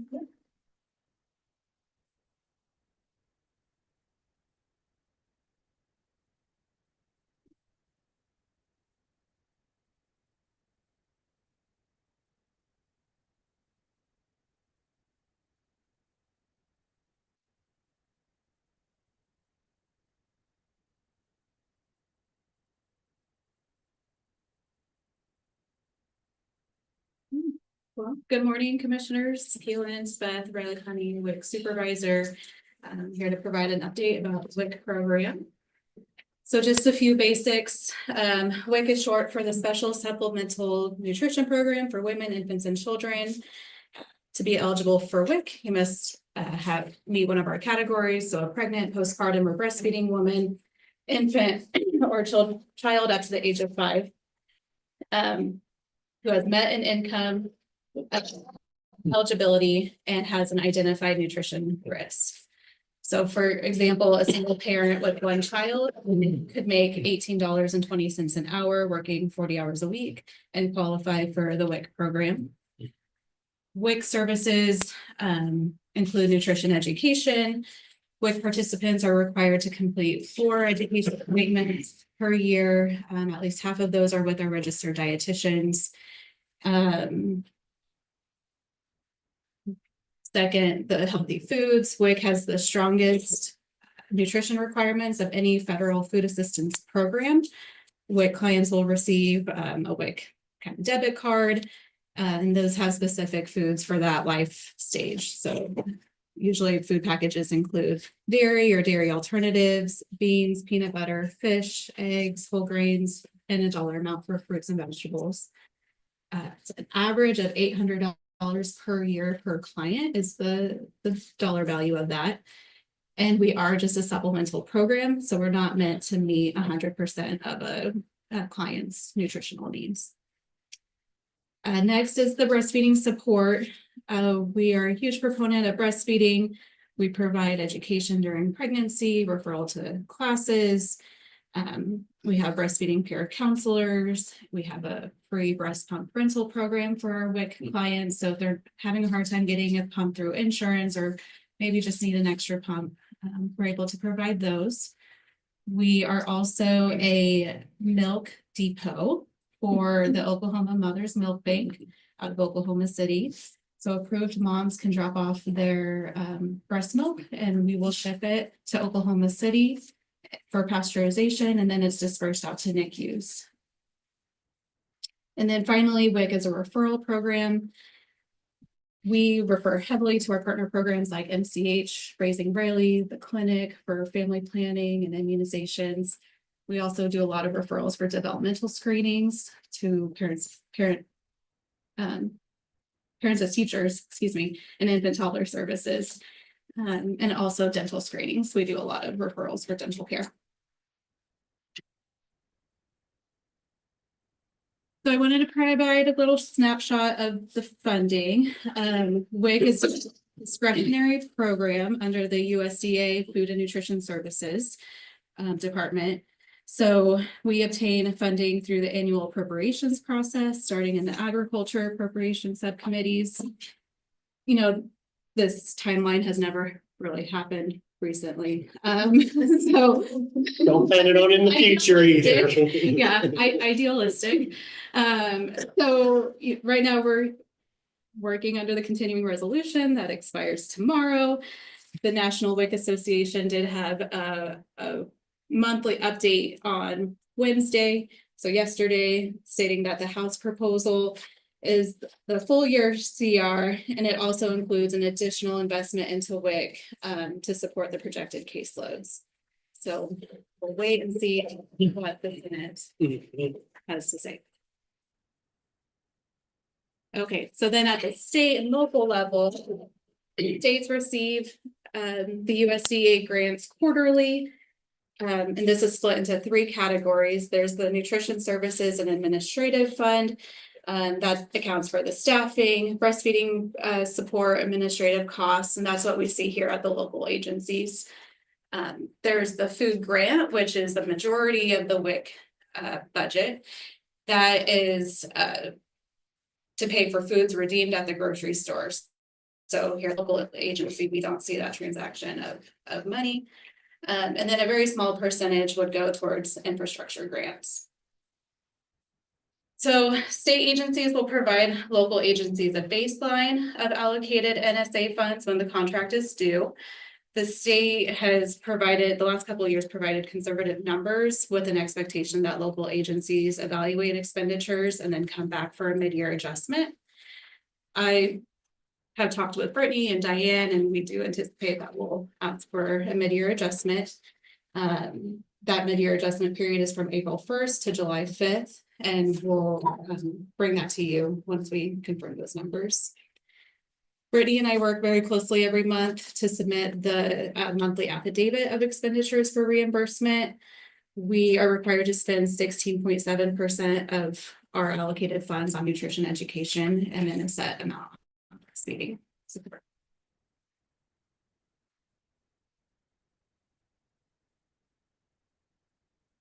At our local agency level, our Riley County WIC team is a team of 12. I'm the supervisor. I'm also a registered dietitian. I have 5 registered dietitians under me. 4 are certified lactation counselors. Then 1 is an IBCLC. That's Kathy. She oversees our breastfeeding program. We have 4 WIC clerks and 2 part-time breastfeeding peer counselors. One of the breastfeeding peer counselors is Amelia. She also serves as an interpreter. So our locations, we are split between 2 full-time locations here at the Riley County Health Department and then at Irwin Army Community Hospital. We do rotate our staff out to IAC at least monthly, and then all staff is back here in Manhattan on Fridays. And I then believe, if I'm not mistaken, that's the only one like it in the country. in a military treatment facility, huh? Yeah. Yeah. Okay. Yeah. And we have 1 clerk and 1 dietitian who will provide mobile clinics to Pot County twice per month.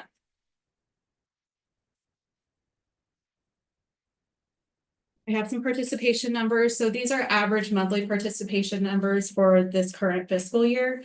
So I have them by clinic first. And these are the clinic that the appointment was at, not necessarily the client's physical address. So in Fort Riley, the average monthly participation is 1,395. Manhattan is 1,231, and Pot County is 117 for a total of 2,742 clients. And we are meeting 107% of our assigned caseload. So the state, when they provide our allocated funds, they will tell us what our caseload numbers should be, and we're required to meet 98% of that. So we have consistently been above that as our caseload. We do like to track our caseload changes and compare that to overall Kansas WIC caseload. So I have a little chart there at the bottom. It shows the percent change from October 2023 to October 2025 or 24, excuse me. So for Riley County, our caseload increased 6.24% compared to the state increase of 4.8%. And we have November, December, and January there where we have exceeded, our caseload has exceeded. And then I also have caseload by category. So children ages 1 to 5 is the majority of our caseload, about 1,500, followed by women, and that's separated out into pregnant women, postpartum and breastfeeding, and then infants between the ages of 0 to 1.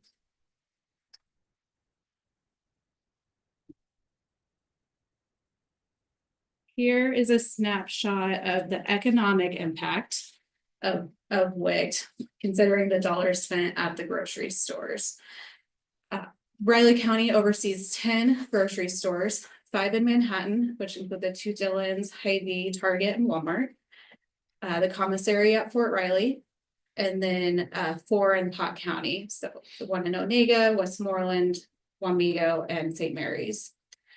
So the blue line shows you Manhattan, orange is Fort Riley, and Pot is the gray. Total average WIC dollars spent at the grocery stores is 140,000 per month, which would be over $1.5 million per year. And WIC clients can choose to use their card at any store in Kansas that accepts WIC. So we might have some Geary County residents that come and shop here, use their card. Or our clients could go to Kansas City, Kansas and use their card there. So.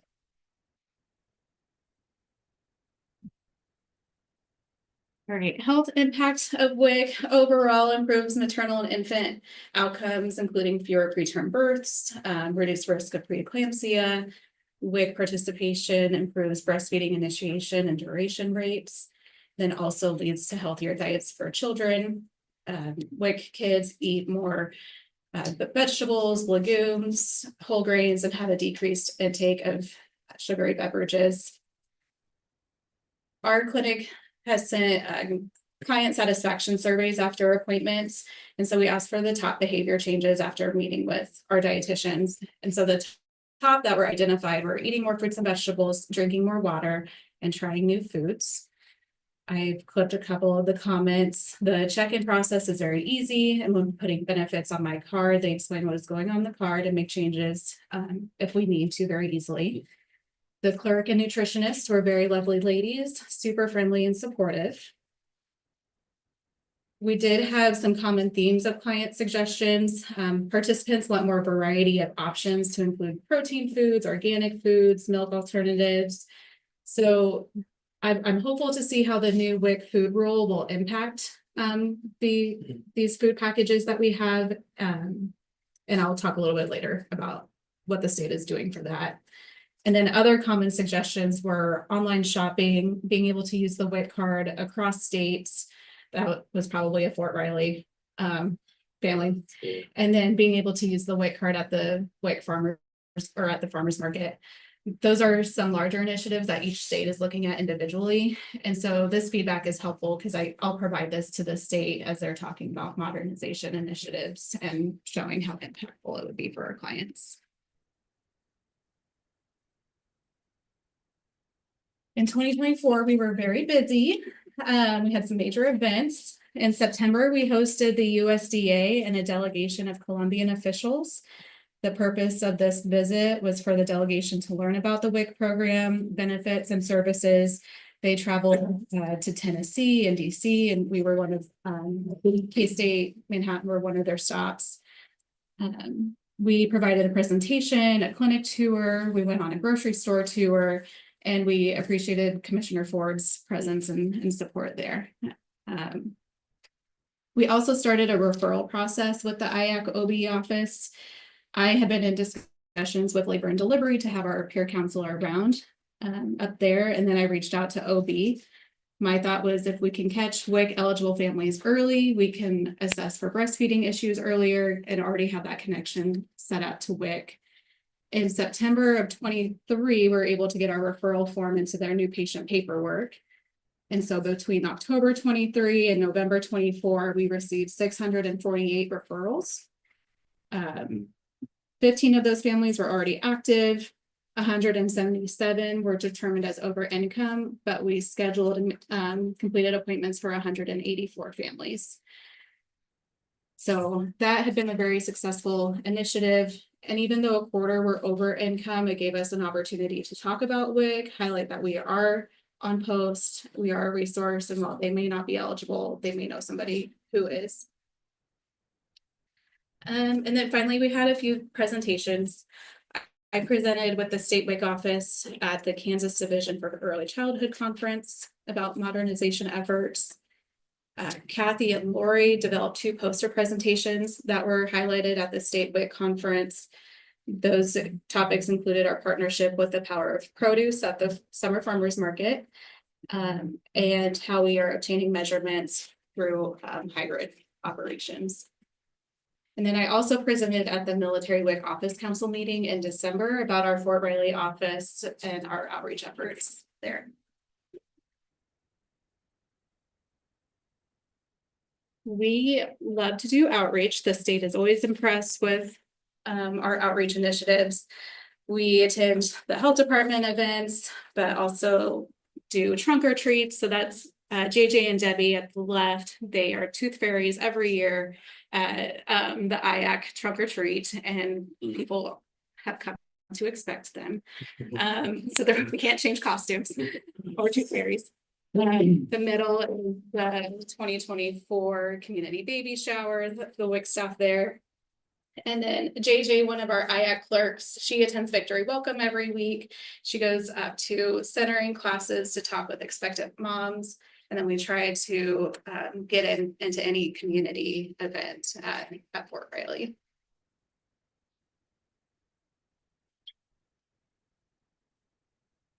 Okay, part of the WIC grant requires a submission of a nutrition services plan. This is an evaluation of the previous year as well as our goals for the next year. We're required to have a clinic goal and a breastfeeding goal. In 2024, our clinic goal was to identify women of childbearing years who do not take a prenatal and provide 85% of those with a prenatal vitamin bottle. We met this goal at 95%. Of 131 women identified, 125 accepted the vitamins from us at that appointment. And then our breastfeeding goal was to become a breastfeeding friendly local health department. This required an additional community engagement, referral systems, staff education, and support. And we achieved this February of 2024.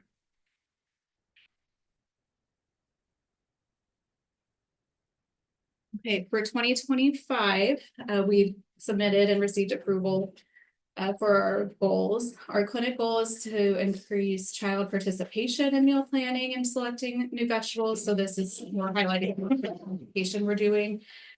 So we have an activity for our older kids to do at their appointment, and then we follow up with how that has impacted their home meal intake. And then our breastfeeding goal is to develop a WIC specific breastfeeding class. There are some WIC requirements needed for client education before they deliver. And so we're going to look at developing a structured class to meet those requirements.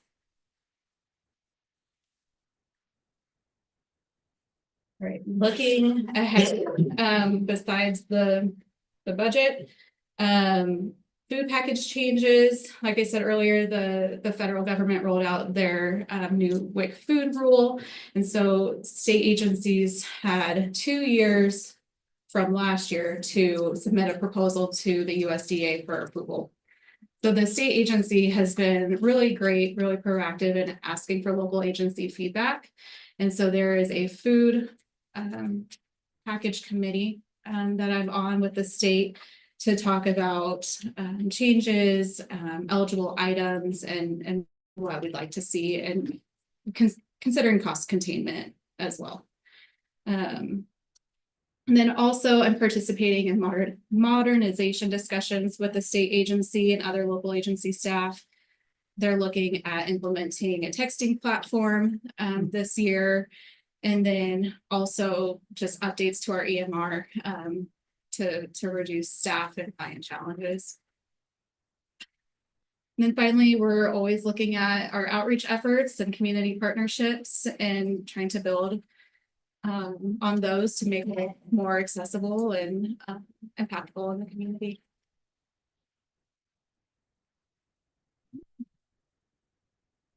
Thank you for having me. I'd be happy to try to answer any questions.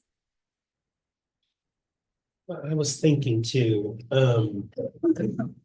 Vice Chair of our Veterans and Military Services Committee in NACO, we've seen as we are the only one that has this service, an Army hospital, Army facility.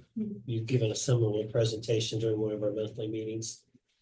Yeah, I'd be Okay. happy to. I don't know if it'll be this, we're not doing it this month because we just had the conference in DC, and it probably won't be April, but maybe Okay. May, June-ish. Yeah, I'd be happy Okay, I'll to. get with our legislative assistant, see if we can And I get that. can share the slides that I did for the military WIC office council meeting to you to see Okay. if there's anything that you think would be best to expand on or. Okay, I'll get with our legislative director and Okay. see when we can schedule something. I'll keep you posted. Yeah, that's great. Thank Okay. you. Great program, Caitlin. Thank you. Good work on it. Thank you. Search. Appreciate it.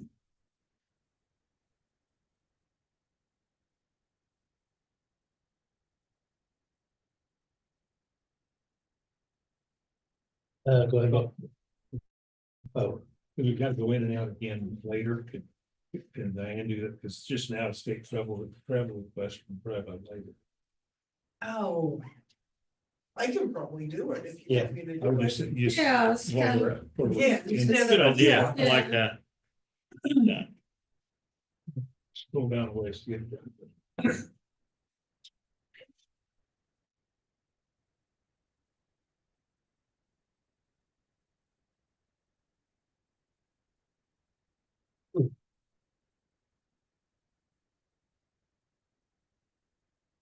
Yeah, she kind of, I think she submitted this.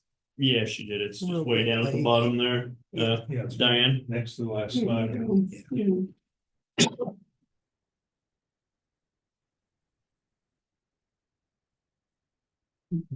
I've got the eats, you know.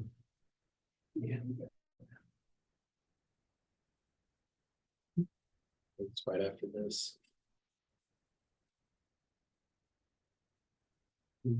It's right up from where the boobs say. We've just gone through the whole meeting. We could adjourn. Yeah. You're fast now. It's right after this one. There you go. Okay. Okay, so Breva, okay, Diane Creek, Health Department, Breva, Spencer and Sarah Darnell.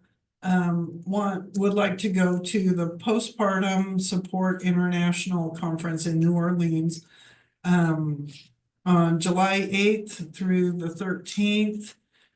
We have funding for this, through our workforce development grant funds.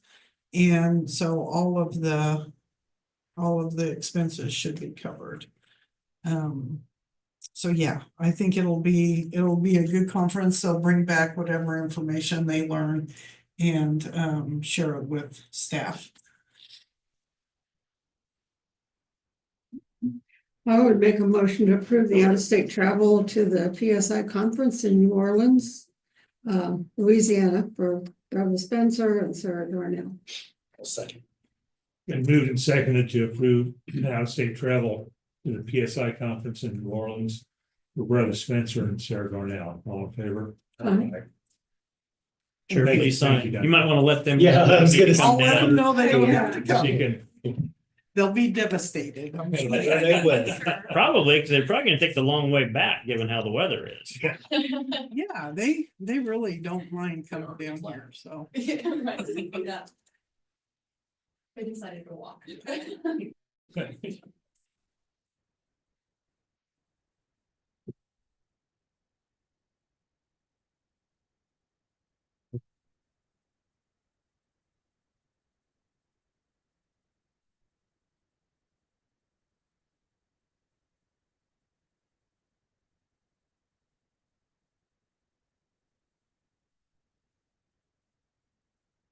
To figure out how to get this, where we're all together. When we have multiples to come to the commission. Yeah. Okay, there you go. Now you can proceed. Thank you, ladies. Have a good weekend. Don't forget to stop being public health. Yeah. Yeah. Okay. It's a good time to lead in then, yeah. Make a motion that we recess as the Board of County Health and reconvene as the Board of County Commission. One second that. Moved and seconded recess of the Board of Health and reconvene as the Board of County Commissioners. All in favor?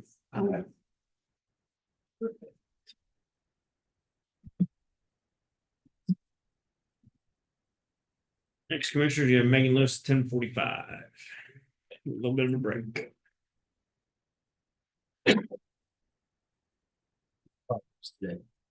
Had a lot of those today.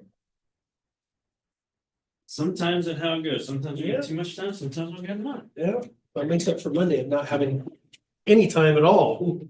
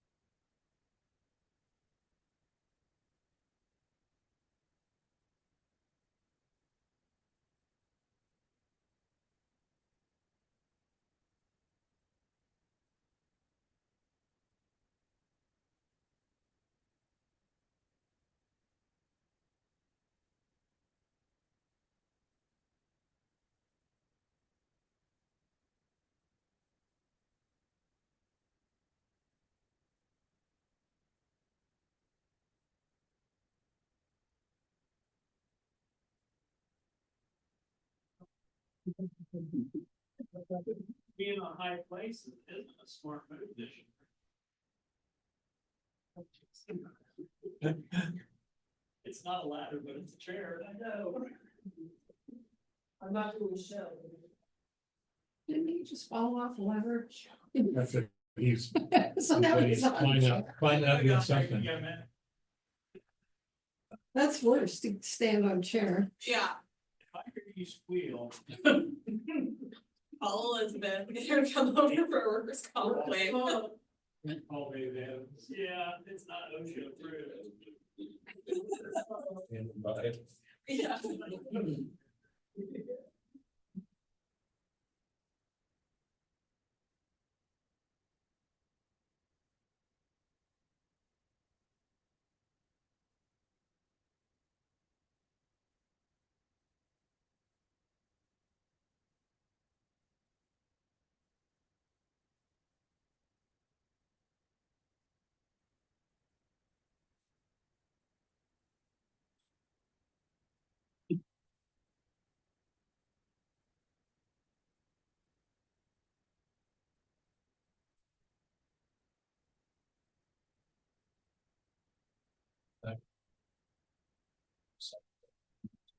Mhm.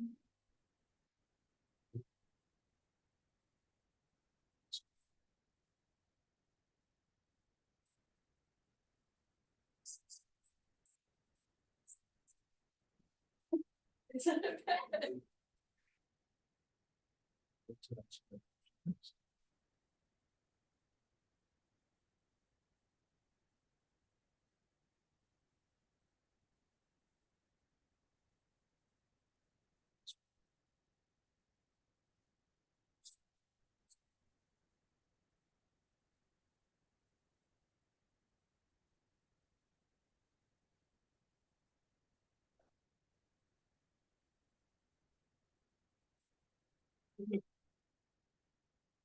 The first day that she said, I worked till 5 o'clock, stay till then with her. First day she had pains, she had. And you. Never. Oh, I think that's.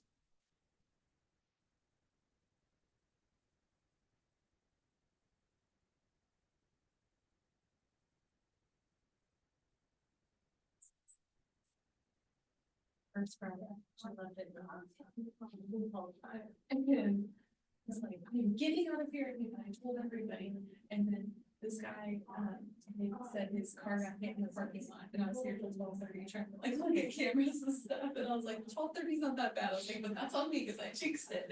And just, so tomorrow, I'm not saying anything. Yeah. Don't even tell them. Good deal. Yeah, I'm And just then gonna. like 2 minutes we're gone. Yeah, yeah, if anything happens, I'm not. What you wish for.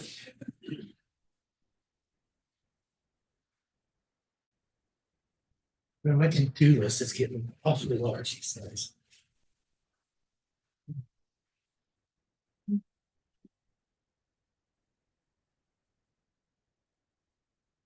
One thing will be on for you. Yes. Johnny B. pretty good if that other truck specs meet pretty good. Yeah. Cause I'm not so sure you might not be able to get it cheaper than what the other one may end up if there's price adjustments or Yeah. delays. Yeah, like. I'm worried about some of that being that long, anyway.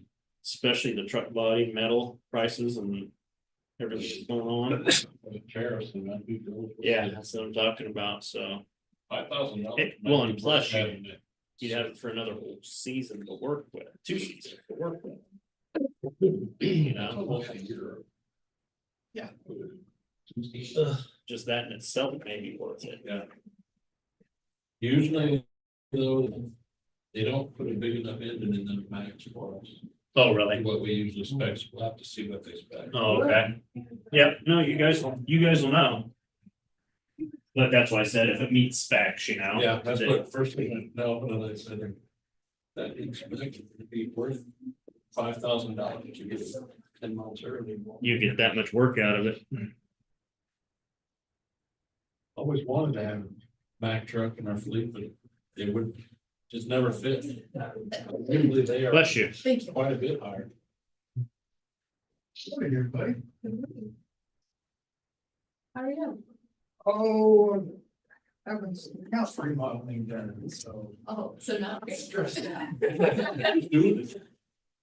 Friend of Rich and Emma, a gentleman by the name of Marcos, he does excellent work. You didn't own the Drywall. pizza place, does Drywall guy. Marcos. That's when he gets the flour for the pizza. The sheetrock.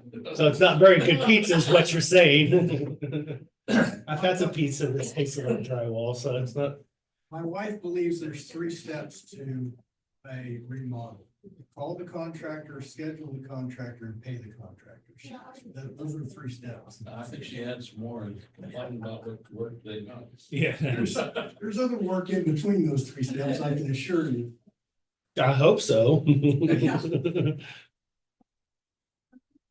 Rich, you gotta agree with that. A lot more goes into it for sure. Gonna call official spring starting. Don't jinx it. Yeah, exactly. We're about to have a blizzard is what this means. Watch for the hen bit. That's Mother Nature's signal. The hen bit, when it starts to bloom, it's a done deal. I haven't quite seen a purple flower yet. But that's the ground cover. I've seen a little green. It's definitely not a done deal, because I've seen when trees were in complete foliage here and get completely wiped out after a freeze. Yeah, and that was in May. Yeah. They go snow in May. Yeah. Well, that's if we do something to upset Mother. Like you just did. You challenged her. You just challenged her. Mother Nature just said, "Here, hold my beer." Did you not hear earlier this week? The first time I heard it, they Michelob Light or it's a something like very that, or active Ultra. season this year. Well, they are. We had a meteorologist come in from Wichita at a conference, very interesting speaker. And he talked about El Nino and then the opposite of El Nino. And La Nina. Yes, and we are in an El Nino. Yeah. Which creates more for volatile weather in spring. I did ask him how. I asked him if extreme weather is something new, and he said, in his professional opinion, that's completely new. Well, I was reading the other day, and I probably just I'll jinx this here too, but we've had a record stretch of lack of EF5 tornado. He talked about maybe the tornado alley, there's some talk about it shifting further to the east. And the south. And south, and he is disagreed with that as well. I think last year proved that to be false, but we've had more tornadic activity, but we've had less severe tornadic activity over the last decade. Now, as I say that, this will be the year, be like 2011 again, but. Well, the storm spotter class, they talked about there's a lot more damage south of Mississippi, Alabama there. He said, because of the number of mobile homes there. Yeah. He said the number of tornadoes and even severity of them, but it's just that they're hitting causes a lot more damage than they do where. He mentioned, Houses, it's Texas up on Kansas still. did he also mention the increased number of night tornadoes that happen in that location? Oh, that's, yeah, and also in there, for some reason, what the patterns here. In the afternoon or early evening, down there, they've been like at midnight or 1 2 o'clock, o'clock in the morning. Yeah. which is.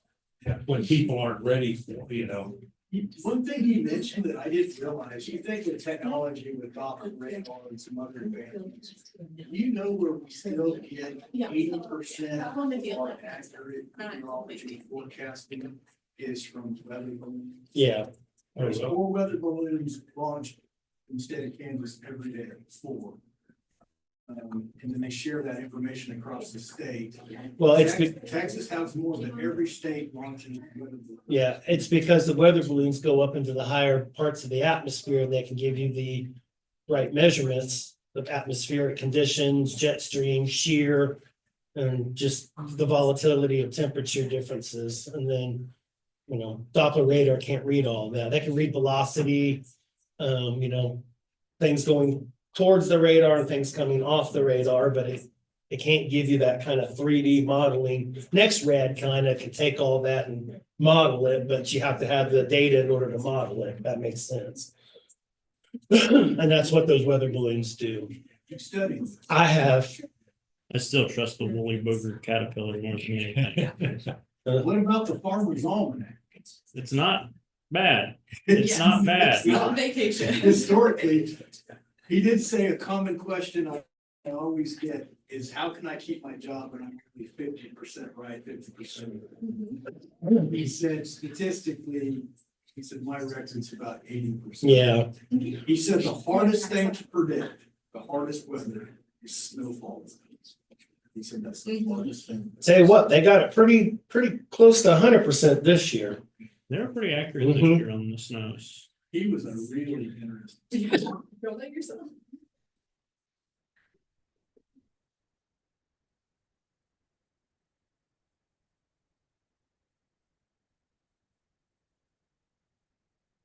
Monday night? Yeah, it was Monday night.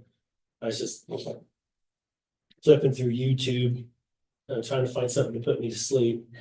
And found some old video footage of the May 3rd tornado down in Oklahoma City.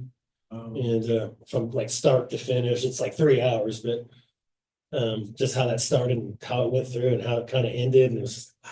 That would not put me to sleep. It didn't. I mean, I'm from Chapman though, Like PTSD.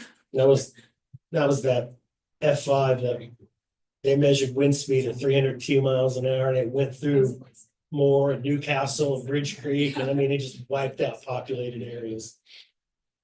I just remember that we were coming home from a work-related thing down in Emporia and ran into a hail core up here and it was like almost softball size hail. We totaled my friend's car driving back home from work that night. Riley County helped provide security for Greensburg to Kansas. Yeah. The smell of insulation and there's nothing left. It's like parking your patrol car in the middle of the cornfield. Not a very. I just seen pictures of that like silverware like got thrown into a tree and it was backwards, like it was sticking out of there. So it didn't go through the tree, it just got stuck in it. And imagine how much pressure it takes to take a small piece of metal and put it through wood like that. Metal is not as amazing as a piece of straw. Mm-hmm. Straw can do it. Or you can just look at basic concrete and asphalt, and you can just see where it just got sandblasted. Yeah. Like it just got stripped completely off at the surface level. And the steel girders from the John Deere factory there, they weren't twisted where they bolted up at. The steel girders themselves were twisted. That takes a lot of pressure.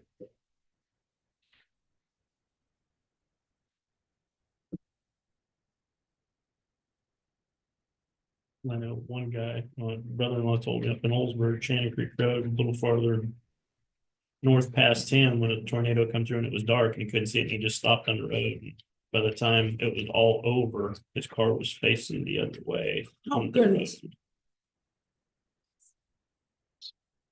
Look, you didn't turn it over, smash. That was the other thing with that YouTube video about how many people during that storm tried to take refuge under overpasses. And it didn't turn out very well. That's what they used to tell us to do. Yeah. There's a video somewhere down in Texas of an infant child. They went 500 yards, they found him 500 yards without a scratch. I remember that story. And there's a picture of the officer picking the child up. And unharmed, but that's not enough. Ready for Jesse? Good morning, Commissioners. Jesse Hubbard, Corrections. I'm going to be presenting as Megan is still without voice, so. I'm getting close to that myself now. We'll ask you later how much you're enjoying that. Yeah. Maybe when she's not in here, yeah. Yeah. I am requesting out of state travel request for 2 employees, for Megan Lewis and for Andrew Pallant, to attend the 2025 Missouri Association of Treatment Court Professionals training that's going to be held later this month, actually in Branson, Missouri. We are still looking at sending people to our normal National Association of Professionals training in May, but we're working on some budget revisions with our BJA grant. So in case we don't get them done in time, this is just a local, more local and smaller training opportunity for us. It would be $1,087.20 for one person to attend, and just a little bit less since they would be sharing a vehicle driving there. So for the 2 of them to attend, it would be $2,024.40. And we would be utilizing City of Manhattan special alcohol funds, which we have $10,706 allocated for training in that line item.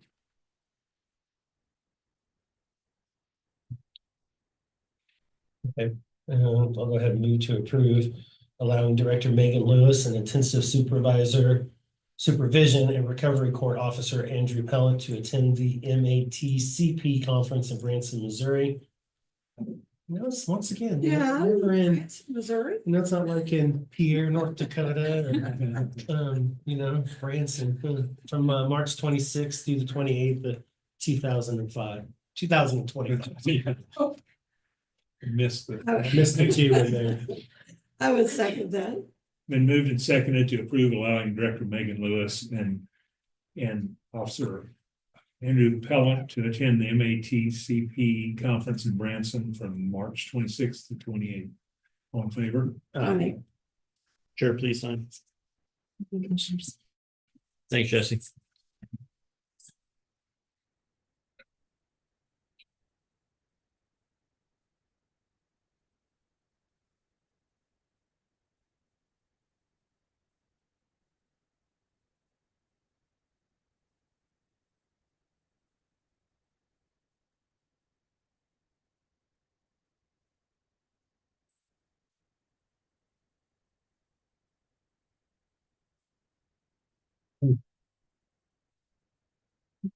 Tell me something funny about this conference. So the 8th Judicial District is going, and their hotel burned down.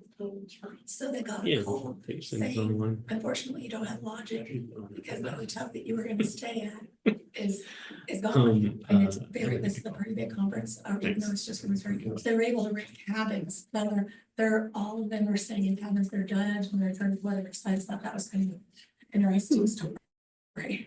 The hotel would never burn down if it was in Pierre, North Dakota. You're exactly right. South Dakota, whichever Dakota it is. Thank you. Enjoy your time off. Thank you.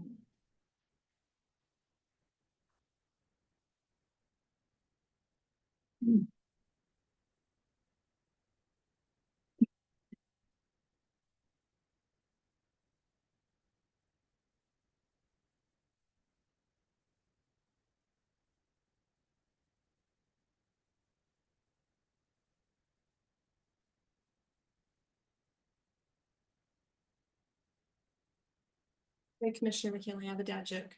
Okay. Yeah, this is my son's favorite one, and he told it to me. Okay, so I have a joke to tell you about paper. Never mind, it's terrible.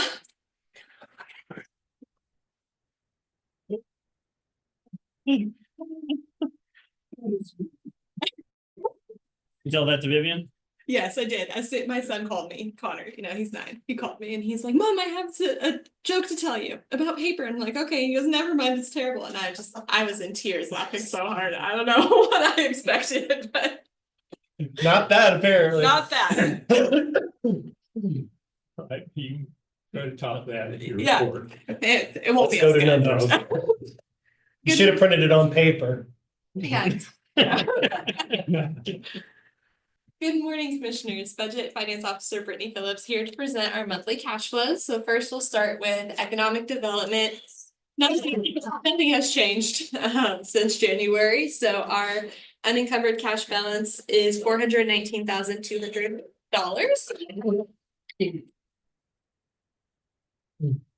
Next, we have county building cash flow. We did spend $11,995 in the month of February, bringing our total expenditures for the year to $23,187. And our unencumbered cash balance of $392,296. Next, we have CIP. We spent $104,976. And then we also had that transfer in of $39,700 for the parks projects that you approved. So that was a transfer in to allocate those funds to that project. So we also released those additional funds that we had for the radio project. So that brings our ending unencumbered cash balance to $29,662,585. Oh, go back up. Yeah, absolutely.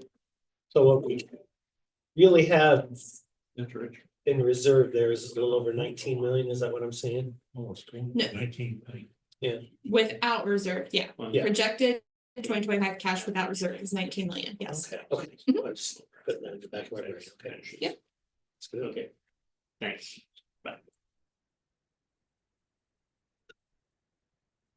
Next item is the half-cent sales tax. Obviously, we brought in no revenue, and expenses for the month are $6,848, bringing the unencumbered cash balance to $6,405,355.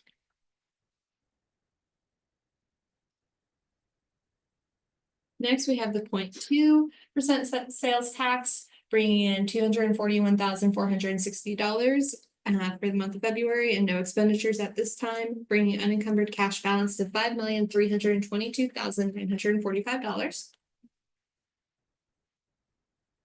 Any questions on any of the cash flows? Great. I've provided an updated spreadsheet for ARPA.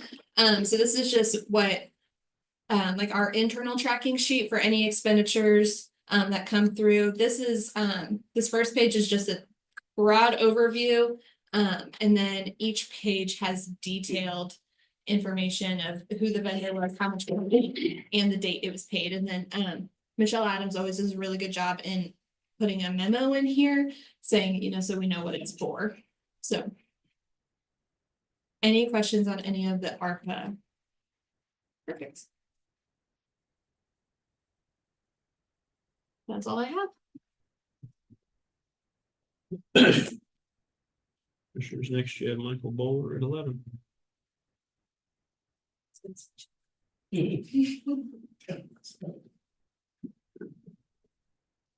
I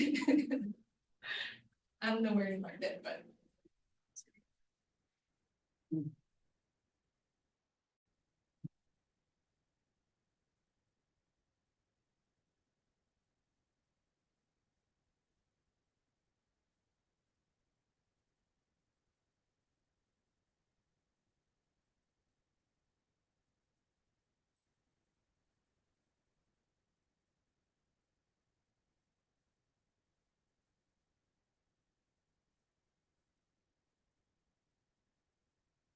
Commissioner Wilkie, you asked on Monday about the planning and development, why their budget was over at this point in the year. So I did go back and look, and they had a software expense at the beginning of the year. So in January, that was budgeted for, but it was over $20,000.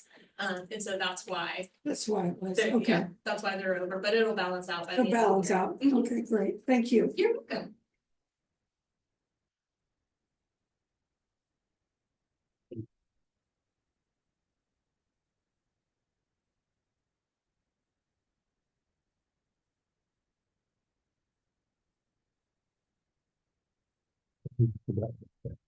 Yeah.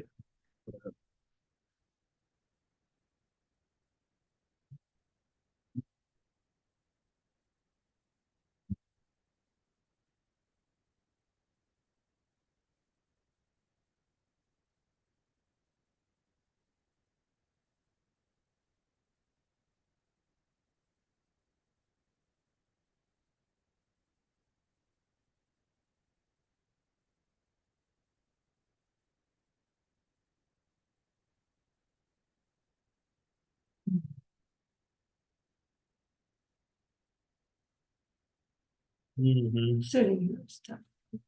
Yeah, This find is certain very positions secure. that hurt more than others. Yeah. I need to get a towel. Lower back support.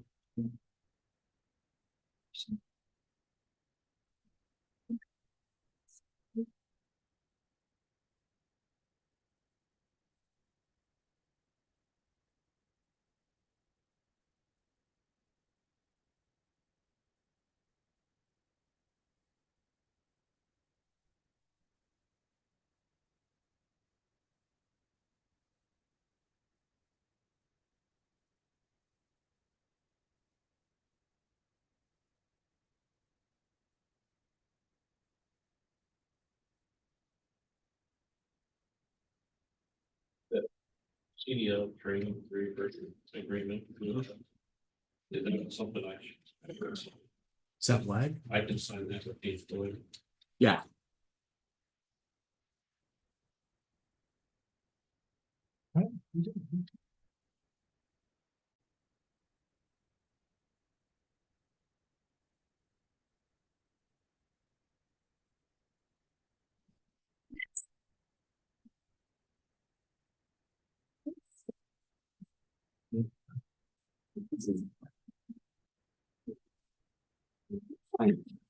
Good deal. It's a little one. Almost not big enough. No.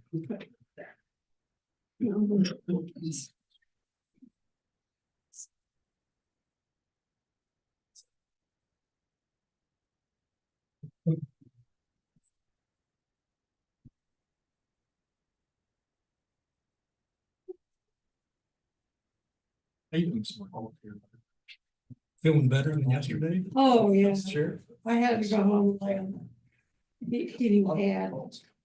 Stretch out for about an hour. I think Rich can probably relate to sitting on those little chairs in the back row. Those chairs are, next time I'll bring a whoopee cushion. The gentleman in front of me did just that, a Did nice it? cushion, yeah. I have some for the football game, you know, but they're not quite big enough. Yeah. It was absolute torture. Oh, I bet it was. Yeah,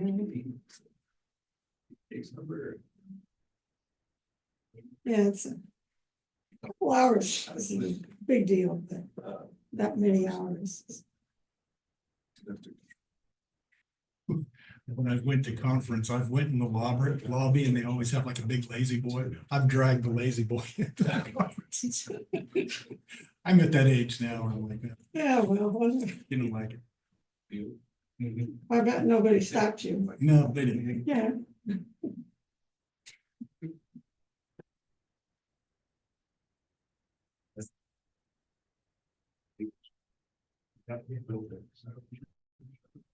Okay.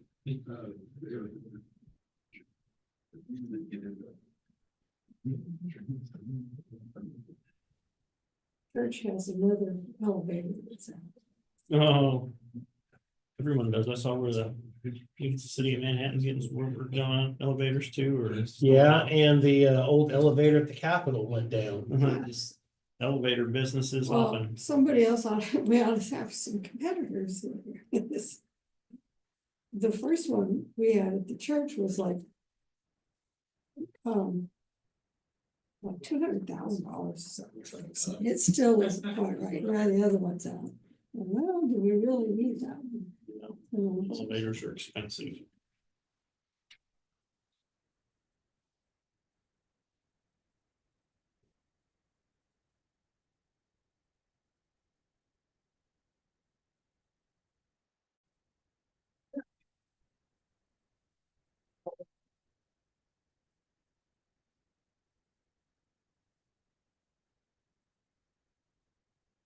Did you go?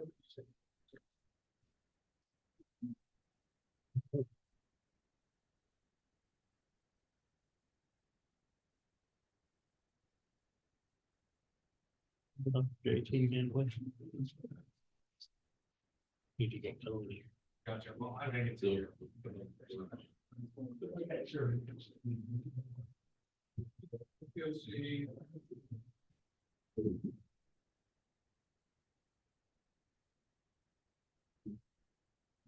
Yeah. Jake.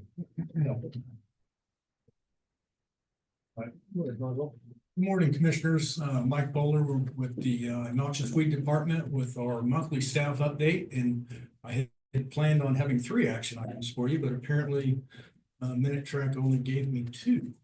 So I'll get the 3rd one back in front of me here soon. Not showing 3 on mine. Are you? Yeah. Yeah. 3 topics. 3 topics. 3 topics. Right, Yeah, staff there was gonna be update. the staff update and 3 action items. Oh. And unfortunately, one of the action items didn't come through. So no big deal. We'll get that taken care of.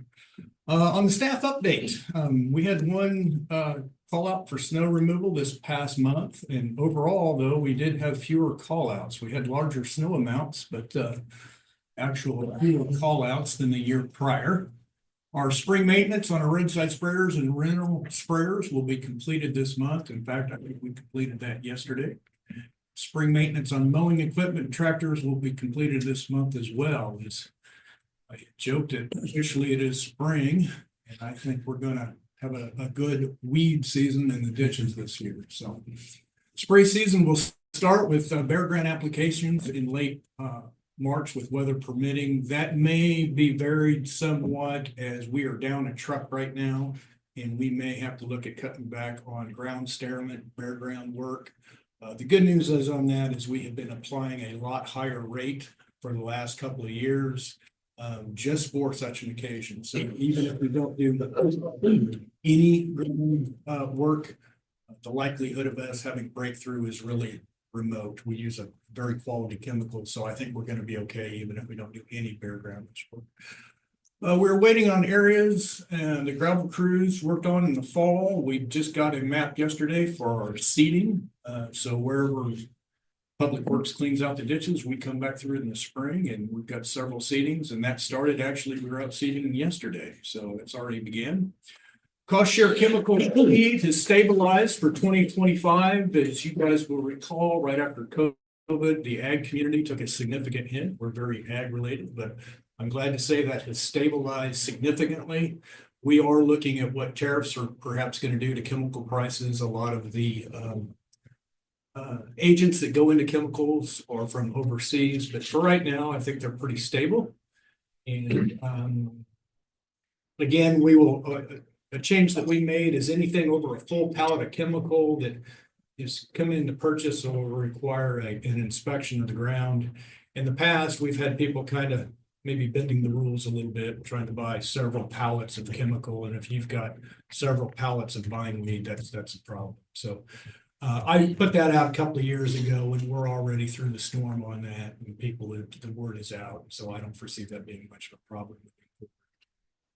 Riley County Weed Department also has rental sprayers for use to keep the noxious weed growth in check. We currently have 4 units in service. The 2024 Noxious Weed Annual Report and the 2025 Management Plan, we prepare that every year, and I will have that before you likely next month for your approval. That requires approval from the county commissioners. And then yesterday, we did have our township meeting.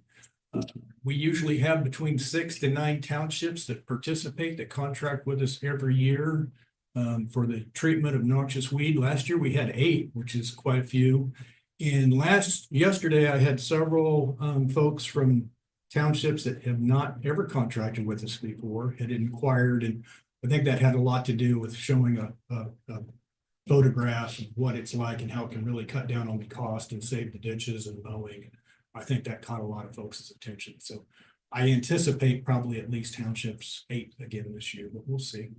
Do the other townships spread themselves or just not? I don't necessarily know, Commissioner. Obviously, they're obligated statutorily to treat for noxious weeds. I can tell you that Some townships take every other year off, which is okay. We can kind of get away with that. But some townships do. Manhattan Township had always sprayed on their own, but he realized it would be a lot more cost effective for us to do it.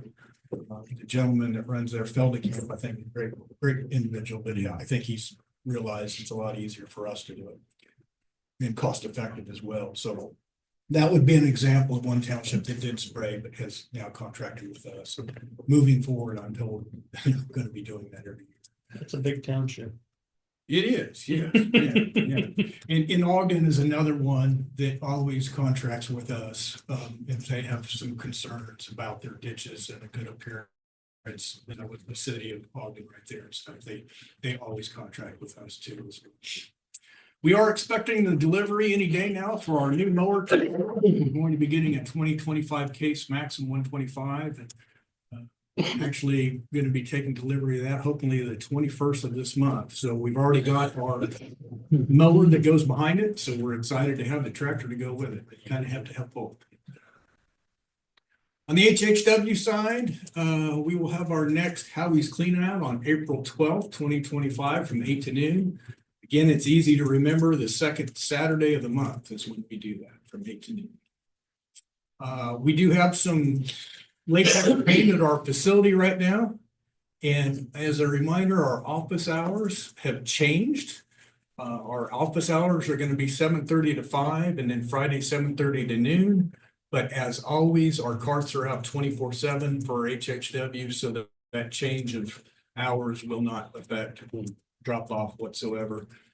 The only effect we may see is a little bit on chemical sales. Folks wait till the last minute coming in on a Friday afternoon. But the word will get out on that and they'll just make sure they're there by 5 the other days. So I don't think that'll be an issue at all. Our CWDA conference was in March, 2 weeks ago in Mulvane, Kansas. All of our applicators earned all their credits. We go to that to be able to keep our license updated, and they provide training for that. So it's a good opportunity to do that. And as I was talking earlier, we had a meteorologist from Wichita television station. He was a very interesting speaker and shared a lot of facts about weather as noxious weed departments across the state are obviously, our workload is absolutely dictated by Mother Nature. The CWDAK Basic School was completed last month as well. We had 31 total students. I think we had about 8 new noxious weed directors. We're having a lot of turnover across the state on weed directors. A lot of people retiring or moving on. So we've just been having a lot of turnover. This year, I actually helped conduct the class. I do the hotel coordination and everything. But this year, I'm helping put them on a class, basically what it's like to be the weed director and helping them with, as they're coming into their career, just some little insights that I may have for them. So that went very well. Stand for any questions on our monthly staff update? It's going to start getting busy for spring. Okay, well, moving on then, I have just 2 action items for you today instead of 3. The first one's kind of an interesting one. To remind commissioners, this is on the Balla cleanup on a piece of ground that the county owns up by the Balla Township. We had come in front of the commissioners and they had asked that we look into perhaps doing some testing and mitigating some of the waste we had dumped up there. I have since been in contact with Clean Harbors, who has given us an estimate and has advised that this cleanup could come in 3 phases. The first phase would be the sampling and overpacking of the hazardous waste barrels that we have in the area.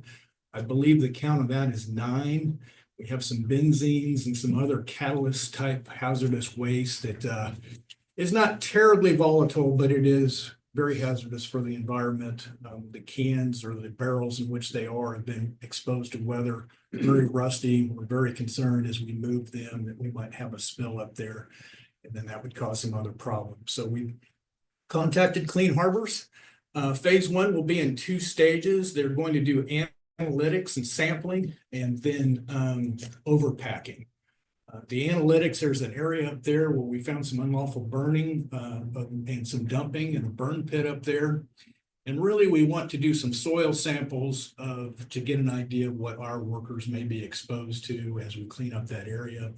As I have talked with the estimator for Clean Harbors, he feels that anything really terrible, he just didn't feel that the site looked terrible, I guess is his word for it, and thought that we're going to be okay.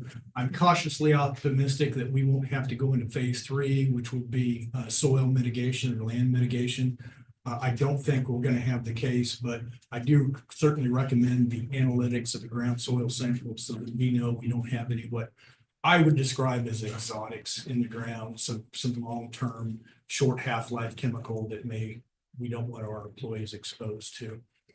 So the estimate came through for Clean Harbors at $6,396.30 for the sampling and overpack, and $6,848.20 for the analytics. I will let you know that Clean Harbors is inadvertently contracted with Riley County through Big Lakes Regional. So this is a state contract price. Without that, I would tell you that I'm pretty confident you could probably double that estimate pretty easily. And based on what they're providing, it's pretty reasonable. Having said that, Public Works nor the Noxious Weed Department has budgeted for land mitigation. I believe within my budget, I am prepared to whatever the phase 2 comes back as, and that's going to be transporting to a placard facility, which we meet that criteria. And then the incineration of the product. We're estimating that between $5,000 and $6,000. That's something that I feel I could probably absorb out of my budget. But the phase 1, which is a total, I have the written estimate here from Clean Harbors. That would be the total for phase 1. Again, that's an estimate. We hope to be pretty close to that. I believe that it will be. But again, Public Works and I did not budget for that. And I am requesting that we be able to cover phase 1 of the cleanup through our CIP fund. And that's what I'm before you here today, Commissioners. There'll be some money set aside for that cleanup. Phase 1, they're gonna enclose those barrels or something, so you can transport them, but they're gonna make them safe. Yes, sir. What's going to happen is we've agreed to provide a telehandler or a forklift to lift up the barrels. They will then be responsible for all the secondary containment, putting them in the barrels. The barrels will then stay on site until we get what's called a manifest or a profile on that chemical. That profile will help determine what legally we might need to placard and transport it. And then phase 2 would be that we would actually transport it in our Riley County hazardous waste trailer. So there would be no expense there. There would be no expense for then storing the material until it's incinerated because we own that building as well. And then the incineration, and it does depend on the chemical that's in there, the cost of that. But I've estimated fairly high for the 9 barrels. I'm hoping more than $5,000 or $6,000 cost in incineration. And that is something that I have in my budget for waste for Riley County. I feel I can absorb that. And again, I'm really fingers crossed. I don't think we're going to get into phase 3. Not to scare anybody, but Sedgwick County just had a cleanup of soil mitigation and they're at the $200,000 mark so far. So don't want to even suggest that that's the case here because it is not. But the phase 3 is where really some money can be spent.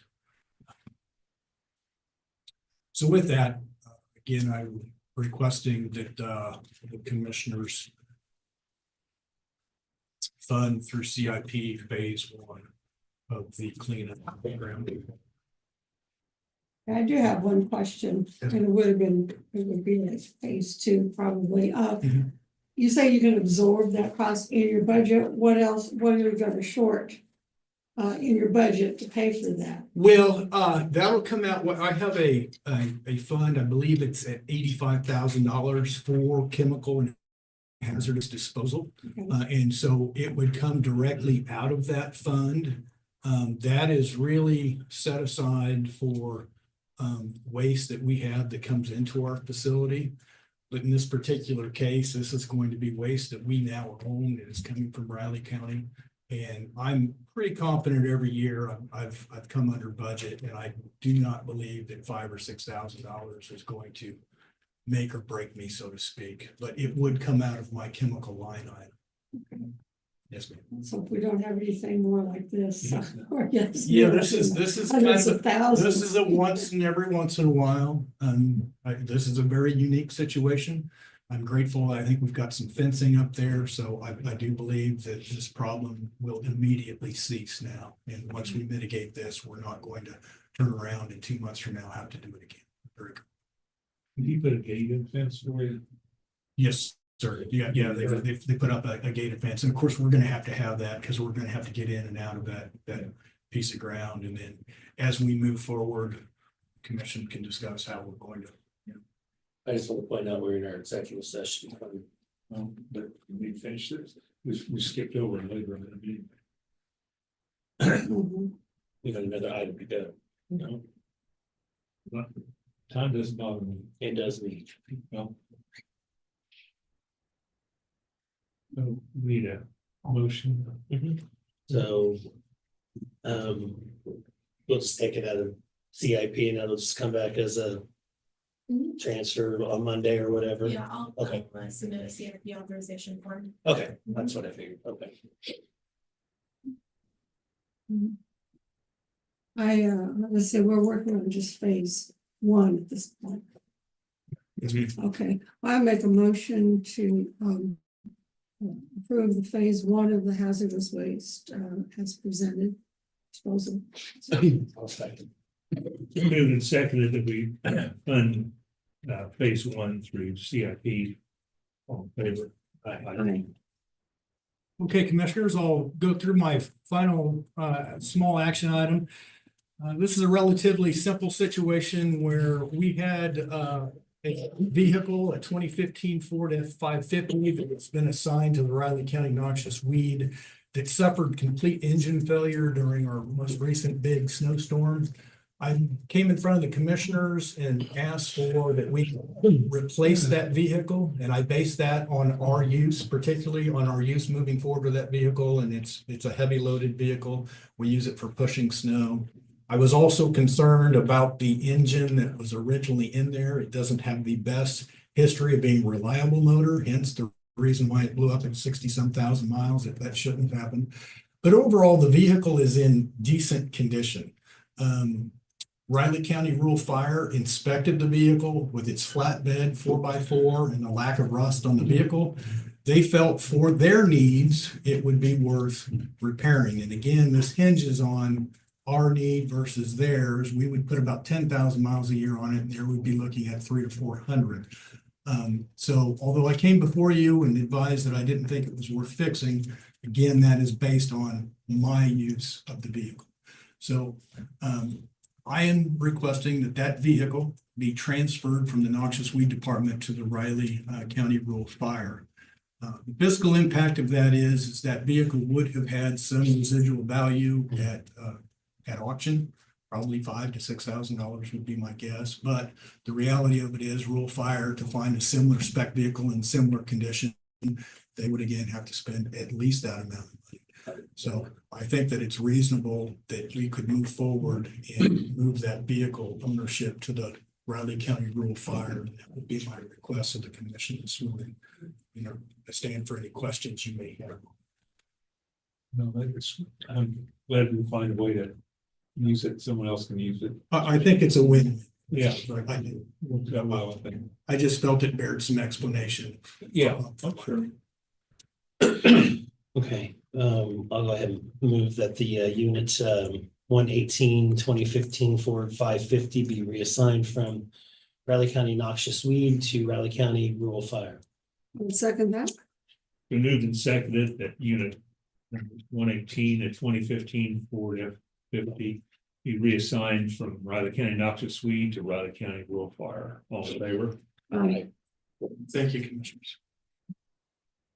Commissioners, next it's time for your executive session. Want to go to 11:40? Yeah, oh, it can, because we didn't read this, yeah. Yeah. 20 minutes, so You care about being in on? Getting it back. It doesn't work. Okay, I forgot. Get a motion? Yeah, I'll move the county commissioners, including. Somebody else do that, please. Okay, I'm sorry. I'm sorry. Catherine, Commissioner Folke, could we add in Jacob as well in the motion? Thank you. Hanson. Yes. With an E, everybody wants to put no. No, it's with an E. Is that it? Uh-huh. Change? Okay.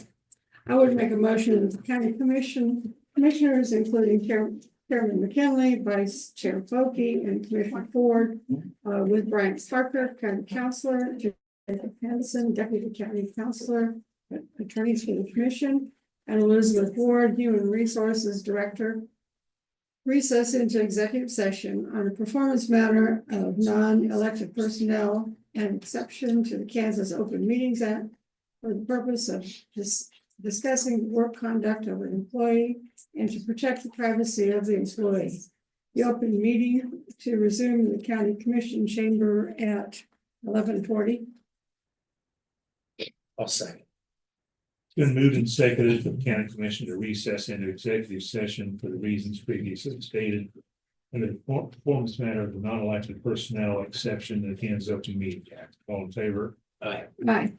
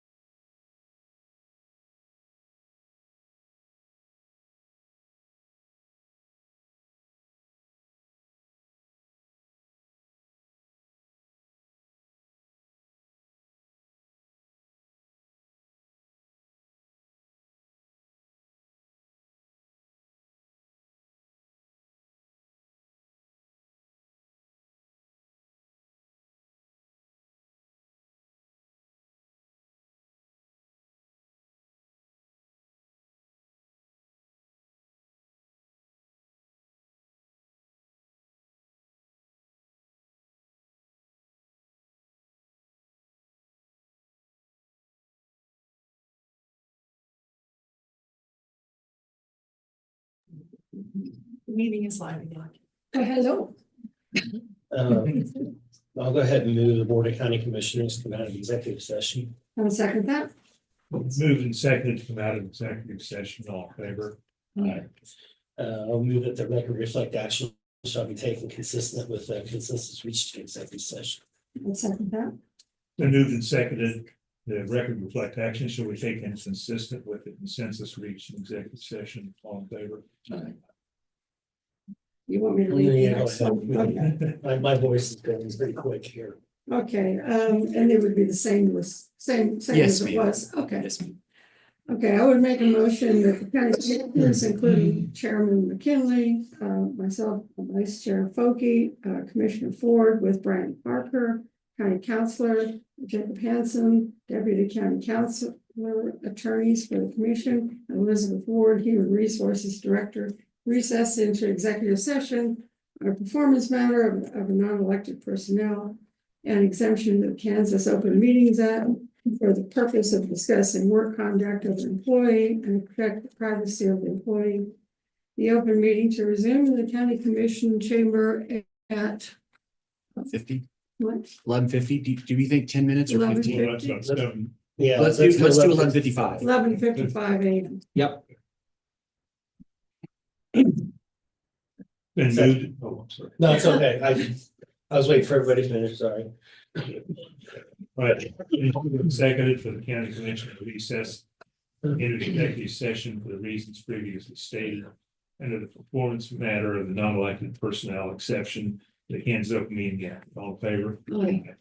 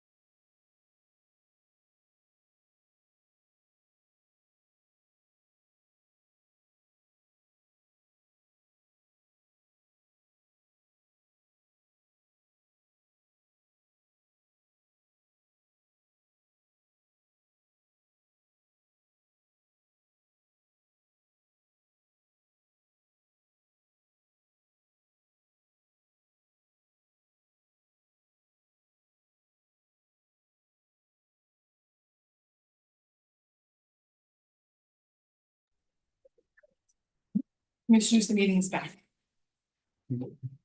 Okay, I would make a motion, the Board of County Commissioners come out of executive session. Moved in second, excuse me, moved in second, come out of the executive session, all in favor? Aye. I would also move that the record reflect action shall be consistent with the consensus reached in the executive session. Second.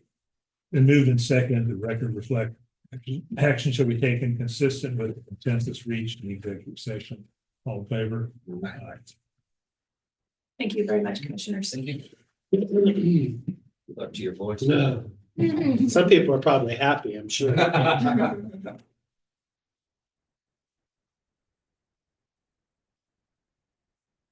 All right. Ready? Alrighty. Good morning, Commissioners. Amanda Webb, Planning Director. I have some important documents for you folks to sign today. We got some information from USDA, as you can see the lengthy information in your packet there. We have a few documents for you folks to sign. We need to get back pretty much immediately. Again, if you're comfortable signing them, get them back over to USDA right away. So hopefully everything can proceed as forward. I do feel obligated to say right now, of course, as you all know, there's nothing guaranteed until we receive that big, fat, beautiful approved stamp from the state or from USDA. I don't think it's coming. Well, let's just keep going forward. Yeah. Well, didn't you told me, we talked about this and she said if it was in by this deadline, it should be appropriated, but they didn't know for sure. Right, again, I mean, that's the general idea, but again, there's just zero guarantees, unfortunately. It's a timing thing, I agree, but I did hear from the new Secretary of Ag myself in person, and she made it clear that a lot of these particular rural development programs are gonna get shifted to actually ag-based, so that means the funding as well. I don't know what the timeline is on that. Maybe that still works for 2025 and that's a 2026 appropriations thing. So maybe if we get it in, it's soon enough. I don't know, but I'm about 80% sure that it's probably not gonna happen. So let's hope for the 20%. That's fine. Is all is good. That was clear as mud, and that was the first thing I thought of when she said it, and I thought, When was that they told you? well, it was last week and I was in DC, yeah. So my guess is that doesn't happen for 25 because that's a short turnaround, but after that in 26, Well, a and lot of I this is gonna. think probably also that's why they're really trying to push us as quickly as possible. Yeah. So hopefully they can, Right. get it allocated so Yeah. then it's fully set, but. Again, Now we just gotta get the right, government to exactly. fund itself first. Oh, yeah. So again, there's 4 documents in there for 3 of which just need Commissioner McKinley to sign, and then the other one needs all 3 of you. So again, if you're comfortable signing the documents, that would be fantastic. And we can get them over to USDA today. Did that give you any indication of when to expect a decision? So I don't know, Brian, if you have any input on that, but our contact at USDA, Mike Pan, had said, again, just get this in as quickly as possible, and they would. Understand. He would do his part right away, but Push it through as much. yeah, push it through as much as possible, but we don't really have and if you do this, then on Monday, or, I mean, I haven't heard any particular. Would it be Date. worth reaching out to Congressman Mann's office because he's on the ag committee? So, my understanding is if we get these documents signed, get them to the state director, he will sign them before tomorrow is the plan. Okay. Just in case government shutdown. Right. Shuts down that way, we have a signed letter of commitment or signed letter of conditions. Okay.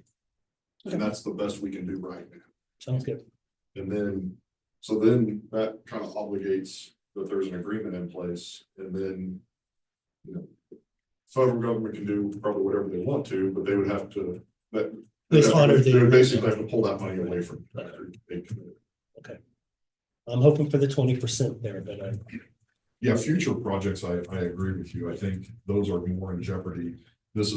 I'm really excited that we're able to get this locked in now. yeah, I agree. As locked in as we can. It's been in the works for quite some time too, so that may have something to do with it. Yeah, I think so. So. Let's see, where's.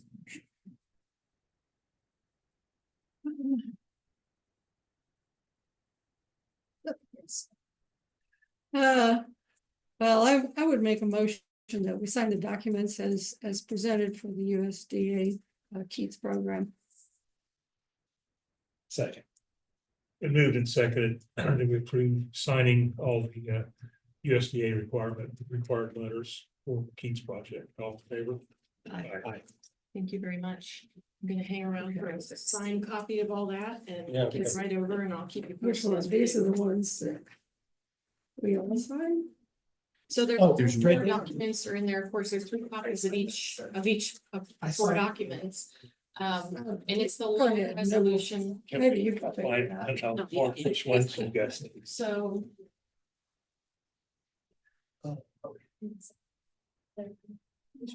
So it's the. The ones that are backwards are the old ones. So. At first I looked at that and I thought that must stay in it, so All of those are just for you and then. one last thing to keep me up at night. I'm gonna be up at night anyway, so it doesn't matter. Okay, thanks.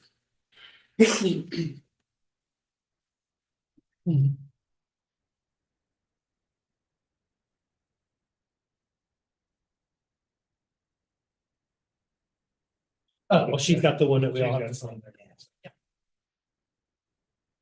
I'm surprised it's not a binder. Yeah. They're usually this thick, you know? Yeah. Too bad. That's one of the things the secretary said too, that they were gonna cut some of the red tape on the stuff and make it easier, so. That's good.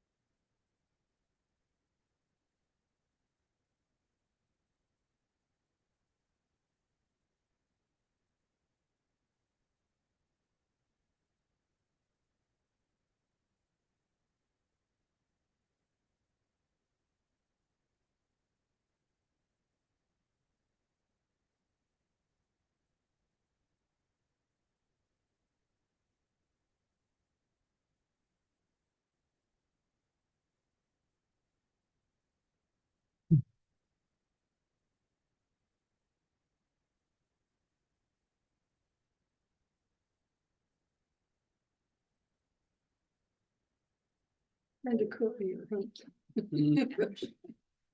It's a big hour. Perfect. Alrighty. And we'll keep our fingers crossed. Yeah. So, Appreciate it. thank you for your work on it too. Last, well, I think that's the last step on the phone. I think so. Yep. Unless something else comes up. Yeah. Maybe we'll get another grant. Yeah, maybe another water grant in the future or Yeah. something. Okay. We're down to what, 490, we're paying, the rest of it's all free. Yeah. 610, I think. 610. 610 for the loan. No, how much they're paying. Oh, this loan, oh, okay, yeah, the loan amount, okay, it's For- 618. But that's still a lot better than what we talked about a couple of years ago. Absolutely.